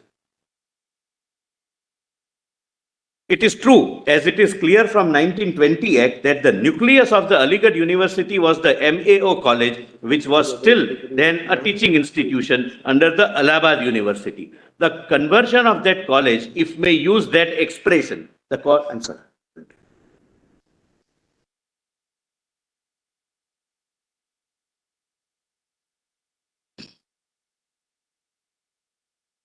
Lord, the court is very conscious of using the word conversion, because it died. The earlier body died, and a new body comes into effect, and therefore, my Lord, the court says, if we may use this loosely, my Lord, court uses, if the conversion of that college, if we may use the expression, into a university was, however, not by Muslim minority, it took place by virtue of 1920 Act, which was passed by the central legislature. There was no Aligarh University existing till 1920 Act was passed. It was brought into being by the 1920 Act and must therefore be held to have been established by the central legislature, which by passing the 1920 Act incorporated it. The fact that it was based on MAO College would make no difference to the question as to who established the Aligarh University. The answer to our mind as to who established the Aligarh University is clear, and that is that it was the central legislature by enacting the act that established the said university. As we have said already, the Muslim minority could not establish a university whose degrees were bound to be recognized by government as provided by Section Act. That one circumstance, along with the fact that without 1920 Act, the university in the form that it had could not come into existence, shows clearly that the Aligarh University, when it came into existence in 1920, was established by central legislature. It may be that the 20 Act was passed as a result of efforts of Muslim minority, but that does not mean that Aligarh University, when it came into being under our 20 Act, was established by Lord, then your lordships can, unless the other side wants, my Lord. My Lord, kindly come to page 21, my Lord, 851. My Lord, F, my Lord, the paragraph starting with F. I'm sorry, my Lord, just below D. Just below D. We are of the opinion, my Lord.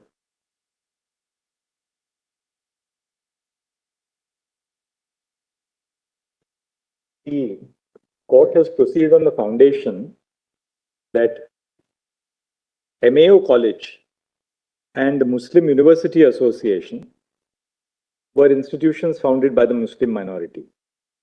They say that both the MAO College and the Muslim University Foundation, they were societies, they were founded by the Muslim minority. Correct. Second, they said that MAO College furnished the nucleus for Aligarh Muslim University. There are both these findings which we find. The first, which I said at the bottom of page 22, and the second at the bottom of page 19. But they say that because the establishment of the university was by an act of the legislature, therefore, it's not an institution which is established by the Muslim minority. And to support that, they say that there was no prohibition prior to 1956 on a private university, on a university being established other than through the route of lawmaking. Any person could establish a university. Therefore, they said that, look, you could have established a university yourself, but you chose the route of lawmaking by the imperial legislature. You reached out to the British government. And once the establishment takes place by an act of the legislature, The establishment is therefore not by the manner. Muslim minority. May I add with your lordship permission? That seems to be, that's the first part of the logic. Lord, and The second part of the logic they say is, look at the provisions of the statute, and the statute makes it clear that administration is not in the hands of the Muslim minority. A majority of the members of the court have to be Muslims, but there are, even insofar as the court is concerned, the electors to the court are not necessarily Muslims, one. Second, there are other institutions of the university in which the majority doesn't have to be. Not majority, you need not have Muslims at all. That's on the administration aspect. On the establishment aspect, this is the logic really. They accept that the nucleus is this. They accept that the institutions which provide the nucleus were Muslim minority institutions. But they say once you chose legislation, you cannot say the establishment was by the minority. Yes.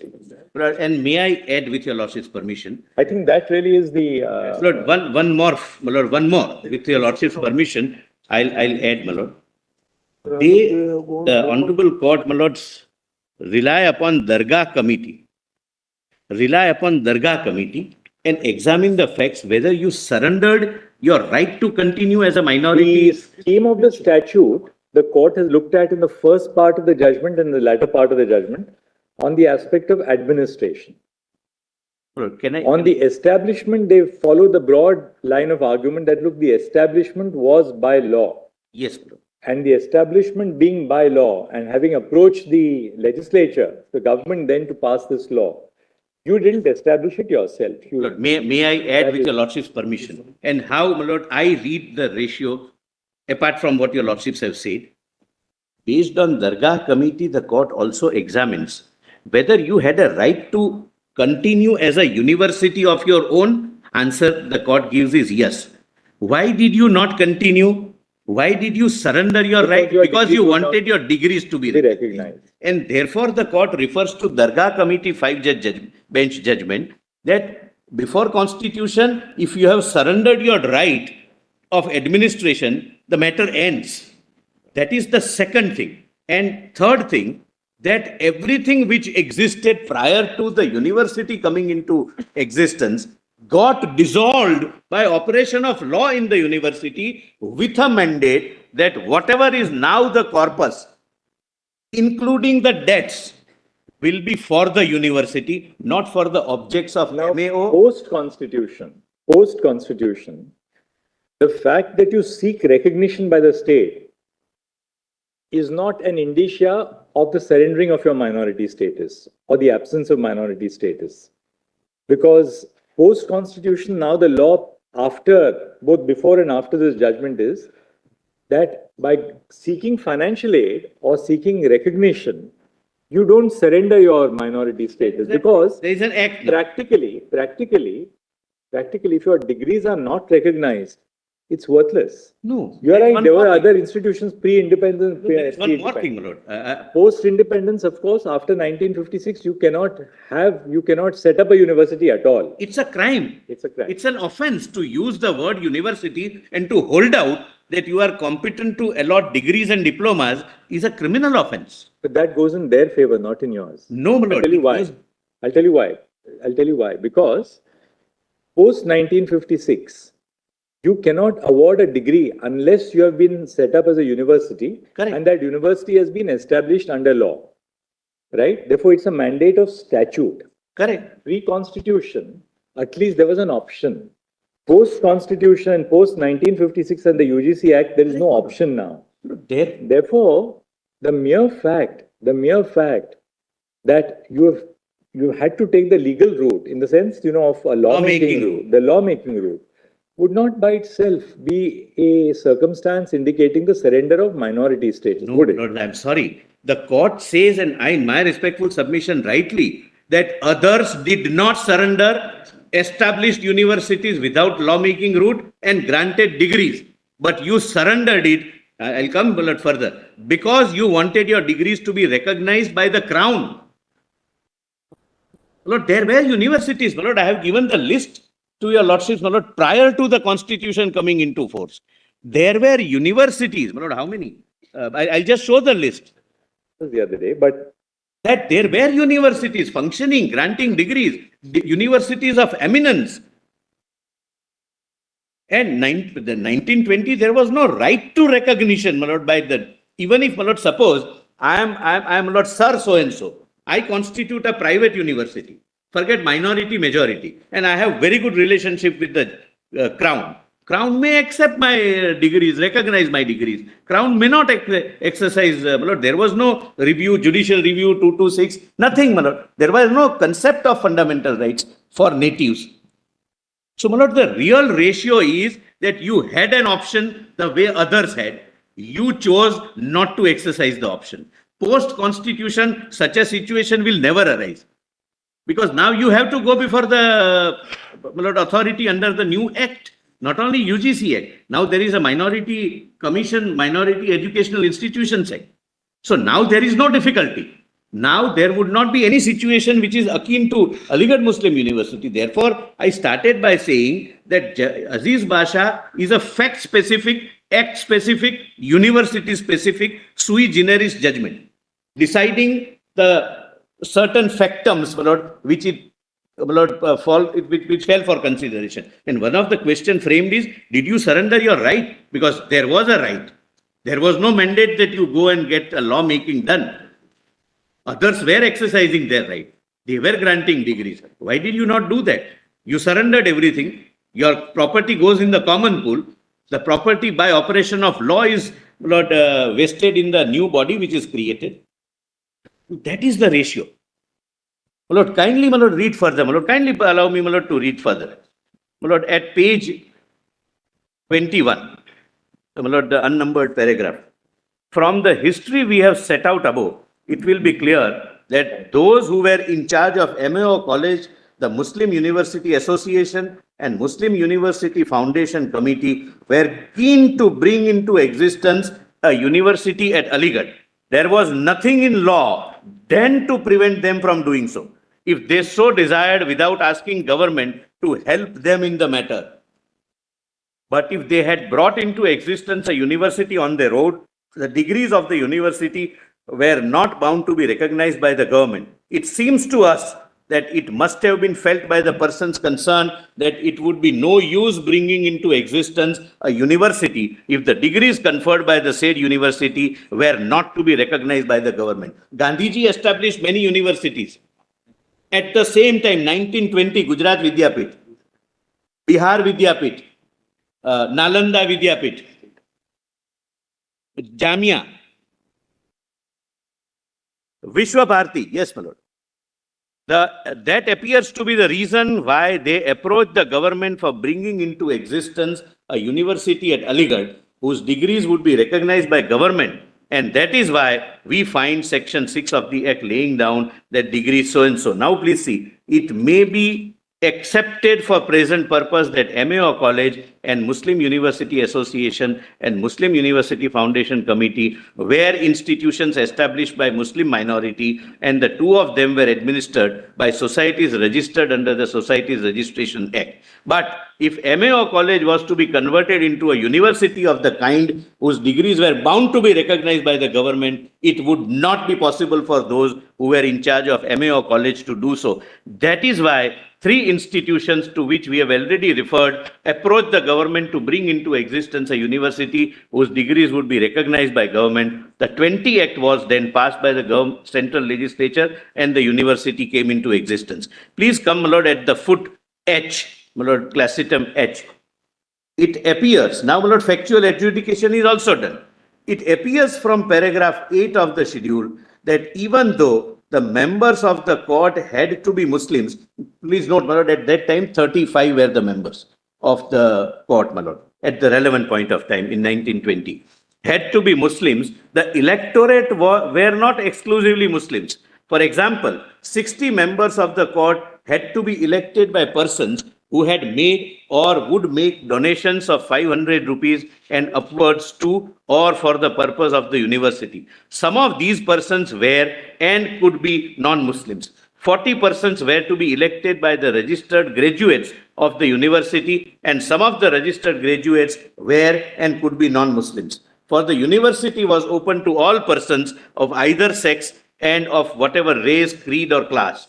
Further, 15 members of the court were to be elected by the Academic Council, the membership of which was not confined only to Muslims. My Lord, kindly pause here for a minute. My Lord, this is being, my Lord, decided at a time where only in recent past for them in 68, there were electoral colleges and constituencies reserved for Muslims where only Muslims can contest and only Muslims can vote. In 1920, 1930, etc. Well, possibly the judges were aware that this is a constituency where you have to be a Muslim candidate. Your electorate may not entirely necessarily be Muslims. Students can be of any community. Besides, there were other bodies like Executive Council. On the administration aspect, right? This part of the discussion is in the administration. Yes, aspect.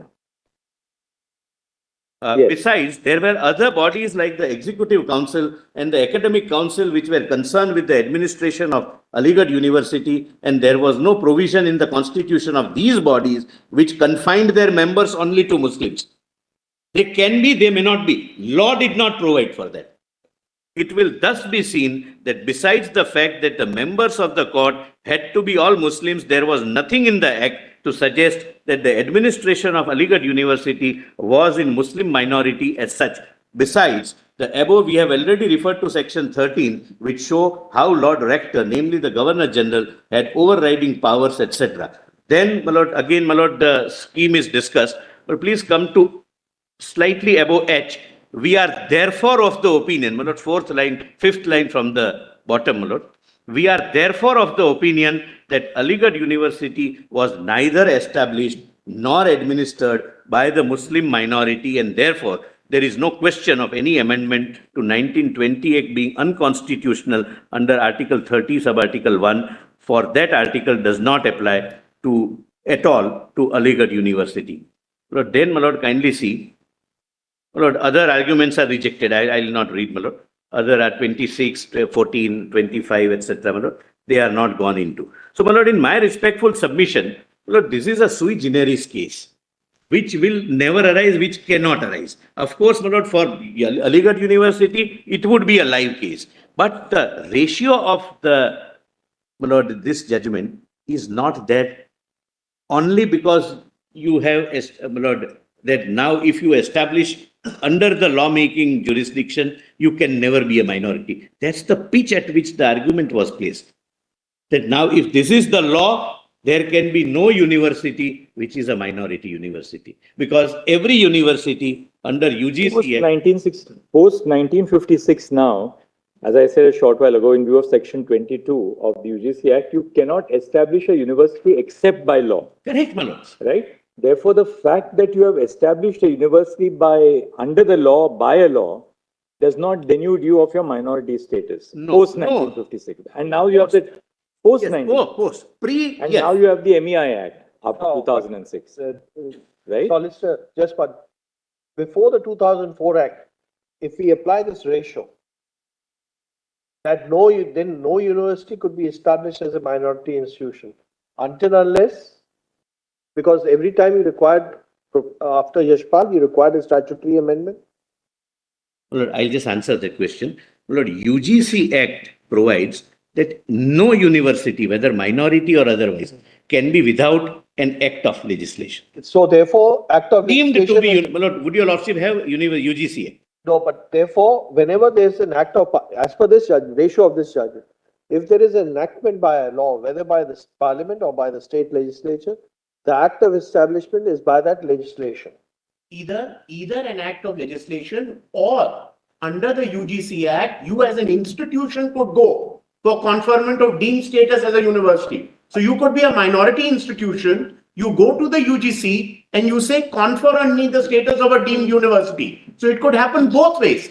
An act of parliament, as happened in this case, or as a deemed status of a university. Under section 22 and section 2F. Section 2 subclause F, read with section 3 and section 22, a deemed status could be conferred on you. And there if therein if someone did not do it, you could always challenge it Because it had to be a rejection and an But the approval. status, the deemed status, Mr. Kaul, the deemed status also would be conferred under the Act, right? Yes, yes. Lord, Therefore, possibly I second, have just one understood the second. question. The logic of this judgment is therefore that if you have been established by the Act, Before the 56. we'll come to the before the 56th stage. Yes, that's the The logic. logic of the before, because there you had the option there. Yes. And now, my lord, Therefore, one thing, let's clear the cobwebs.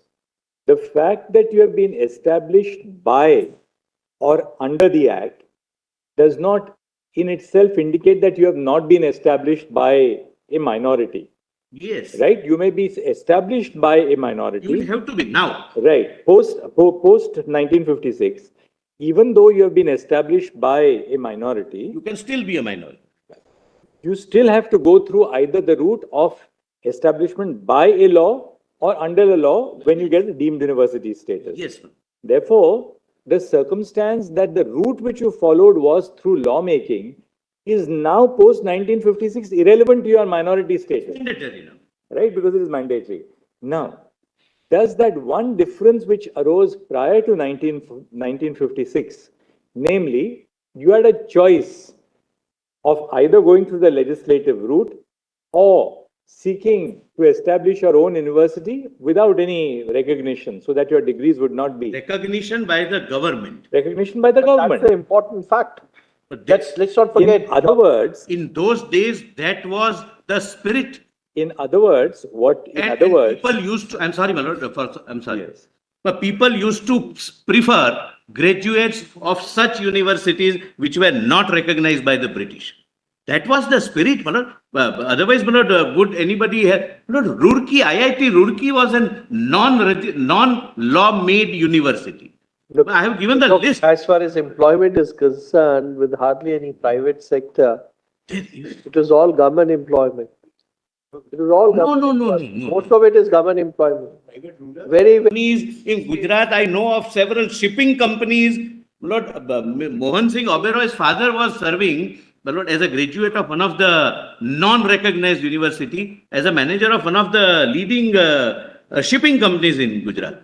Now, He was born in Gujarat. Post-constitution, you cannot say that, well, you sought recognition, and when you sought recognition, that now is at the cost of your minority character. That is plainly Cannot be. I concede. post-constitution, that proposition of law is clearly Very unacceptable. clear, but I Right? concede to that. Now, therefore, does a proposition which ceases to apply or ceases to hold valid post-constitution nonetheless become valid merely because it is in the pre-constitution context? Yes, but because there was You no had a choice. But even if you had a choice, there's one very critical thing. That means that why did people seek recognition? People sought recognition for the reason that your students have employability, your students have credibility. Now, it may be that there were some institutions which had credible degrees even though they were not recognized by the government. But is that the price which we must necessarily ask minorities to pay? That's the point. We cannot. As a government now, we cannot. Britishers could. They did. And they were paid. Mr. Solicitor, one more question. That's the point, really. I mean, I think that's the point that's the heart of it, actually. All The heart of it. The British government could, that you take it or leave it. These are my conditions.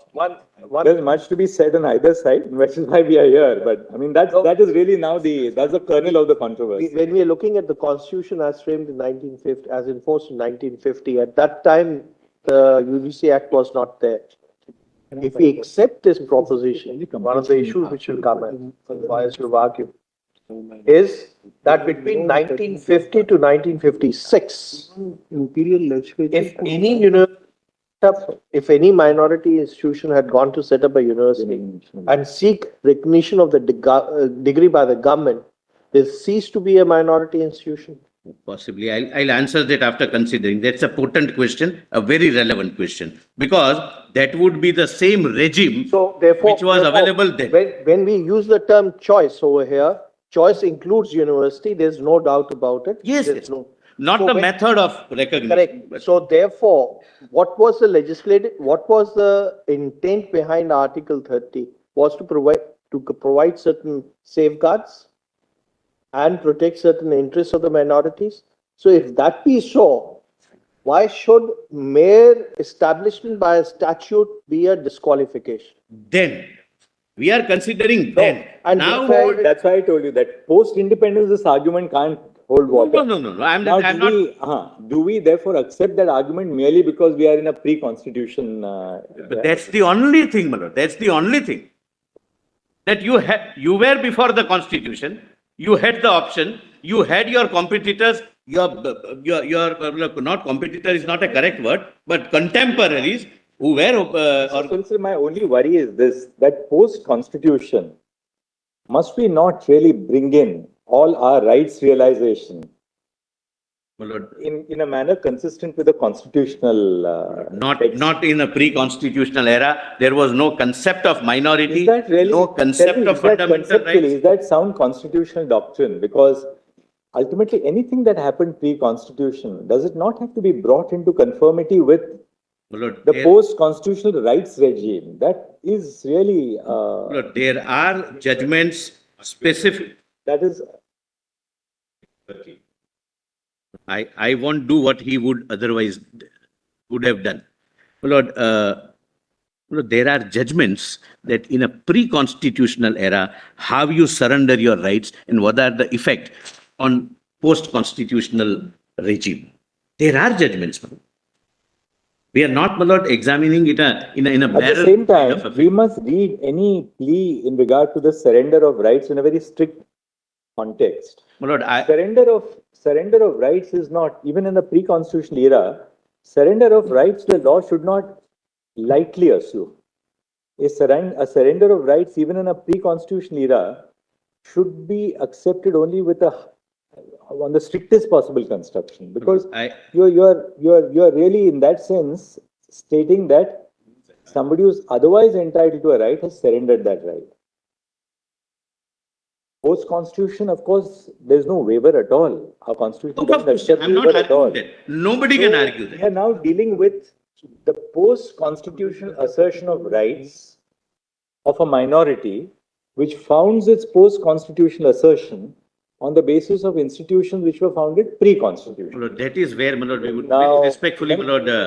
That is, I tell you, that's what's worrying. Another thing, my Lord, I am also going to address your and assist your lordships on. If you take a very formalistic view of this matter, yes, found this whole constitutional argument on legal positivism, answer is very clear. Established by law, not established by the Muslim community, established by legislature. If you look at it in a very strictly legal positivist sense, there are clearly answers there. Then your lordship. But then that's the question. I mean, how do you mold the constitution? You look at it in a very legal, in a positivist way, or you look at it in a more in that case, Lord, we would not this court as a constitutional court, Lord, saying something to those who stood by the freedom struggle and chose not to crawl before the Britishers. I'll address that. I'll address that. It's not a political argument. It's a valid argument of interpretation. I'm not in politics, my Lord. Therefore, outside or inside, I never raise political arguments. But this would be, my Lord, paying a negative tribute to all those institutions who chose, despite having an option, not to get into the lawmaking by the British Parliament. Lord, IIT Roorkee, my Lord, I'm posing a question to myself, can we say that they didn't have jobs? Look, I can, my Lord, again take your lordship. I didn't read all the list of all universities. All universities of eminence, many of which are now declared over the years after Constitution to be institutes of national importance under entry 63. But IIT Roorkee and all these are very different institutions. These were... But this is an example. I will give other examples. They were highly specialized institutions of excellence. AMU was not that. You must understand what is the purpose of AMU. It was to provide secular education to a community which was on the lowest scale of education in those times. There were minority universities pre-constitution, still not, my Lord, going before the British. It was to provide a forum for upliftment of a community which had traditionally been deprived of education. That was, that was. That is, my lord, Of course, can't that be, was with respect, my lord, that is a whole. may not be, my lord, a subject matter of a judicial decision making. Lord, your lordship That allowed can be a 30 good second jurisprudential interventions. issue.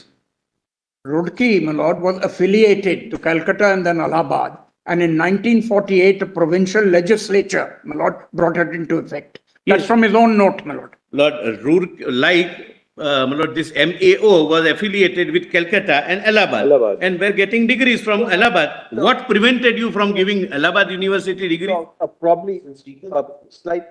You see, what happens is, you're established as a university, then you can affiliate colleges.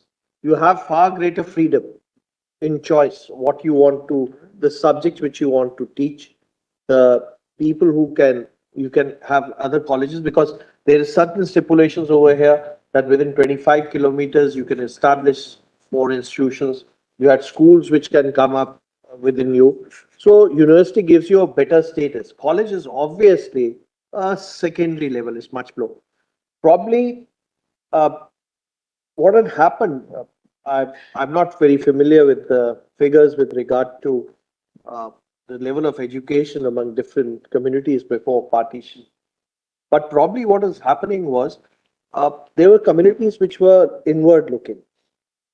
There were certain communities which were outward looking, and they were absorbing the Western education. They were more open to Western education.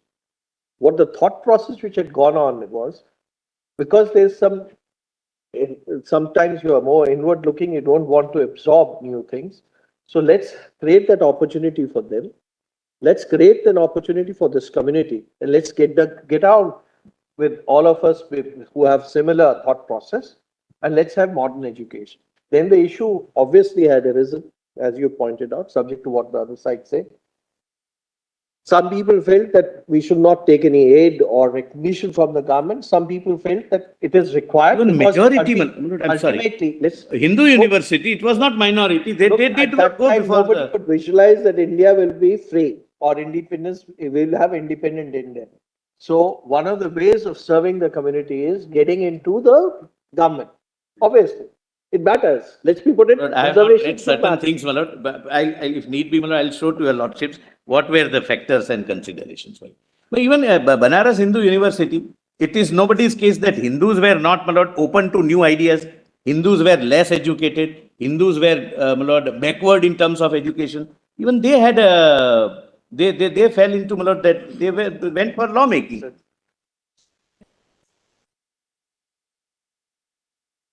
On the establishment aspect, Mr. Solicitor, I've raised some doubts which we have to answer.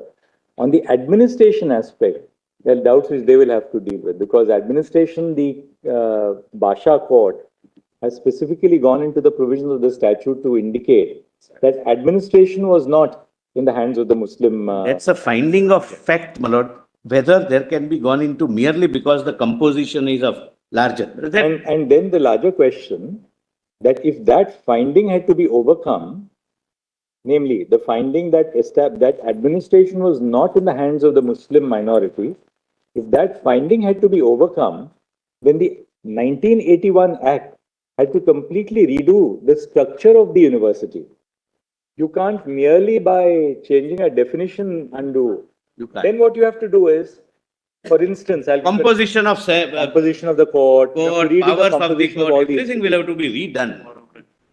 Executive council, academic council, court, pro vice chancellor, visitor, everything, my lord, their power, their composition, putting predominance Muslim minor, etc. will have to be. So on the administration part, there we now have an analysis of the statute by Basha, which says that administration was in that sense never vested with the. We will hear them on the what they have to say to that. I need to, my lord, say something, my lord, for some time, my lord. Can I do it next time? How long now, Mr. Not more than 1 hour, my lord. I genuinely, my lord, I have not repeated anything your lordships would. Lord, give that to me, my lord. I have not. Can we cut it down to say about half an hour now, just the wrap up? I'll not repeat anything, my lord. I don't wish to assure which I cannot, my lord. I'm so trying to be realistic. We'll continue on Tuesday, brothers. Tuesday. But I have a small request. Justice Khanna's computer prevents us from seeing his face. You're in Parda, my lord. No, I'm not in Pata. I'm open to everybody. But you won't guess anything from my face, neither from my question. No, my lord. We like to see it, my lord. He's saying that he has a poker face when he's hearing that. Obliged.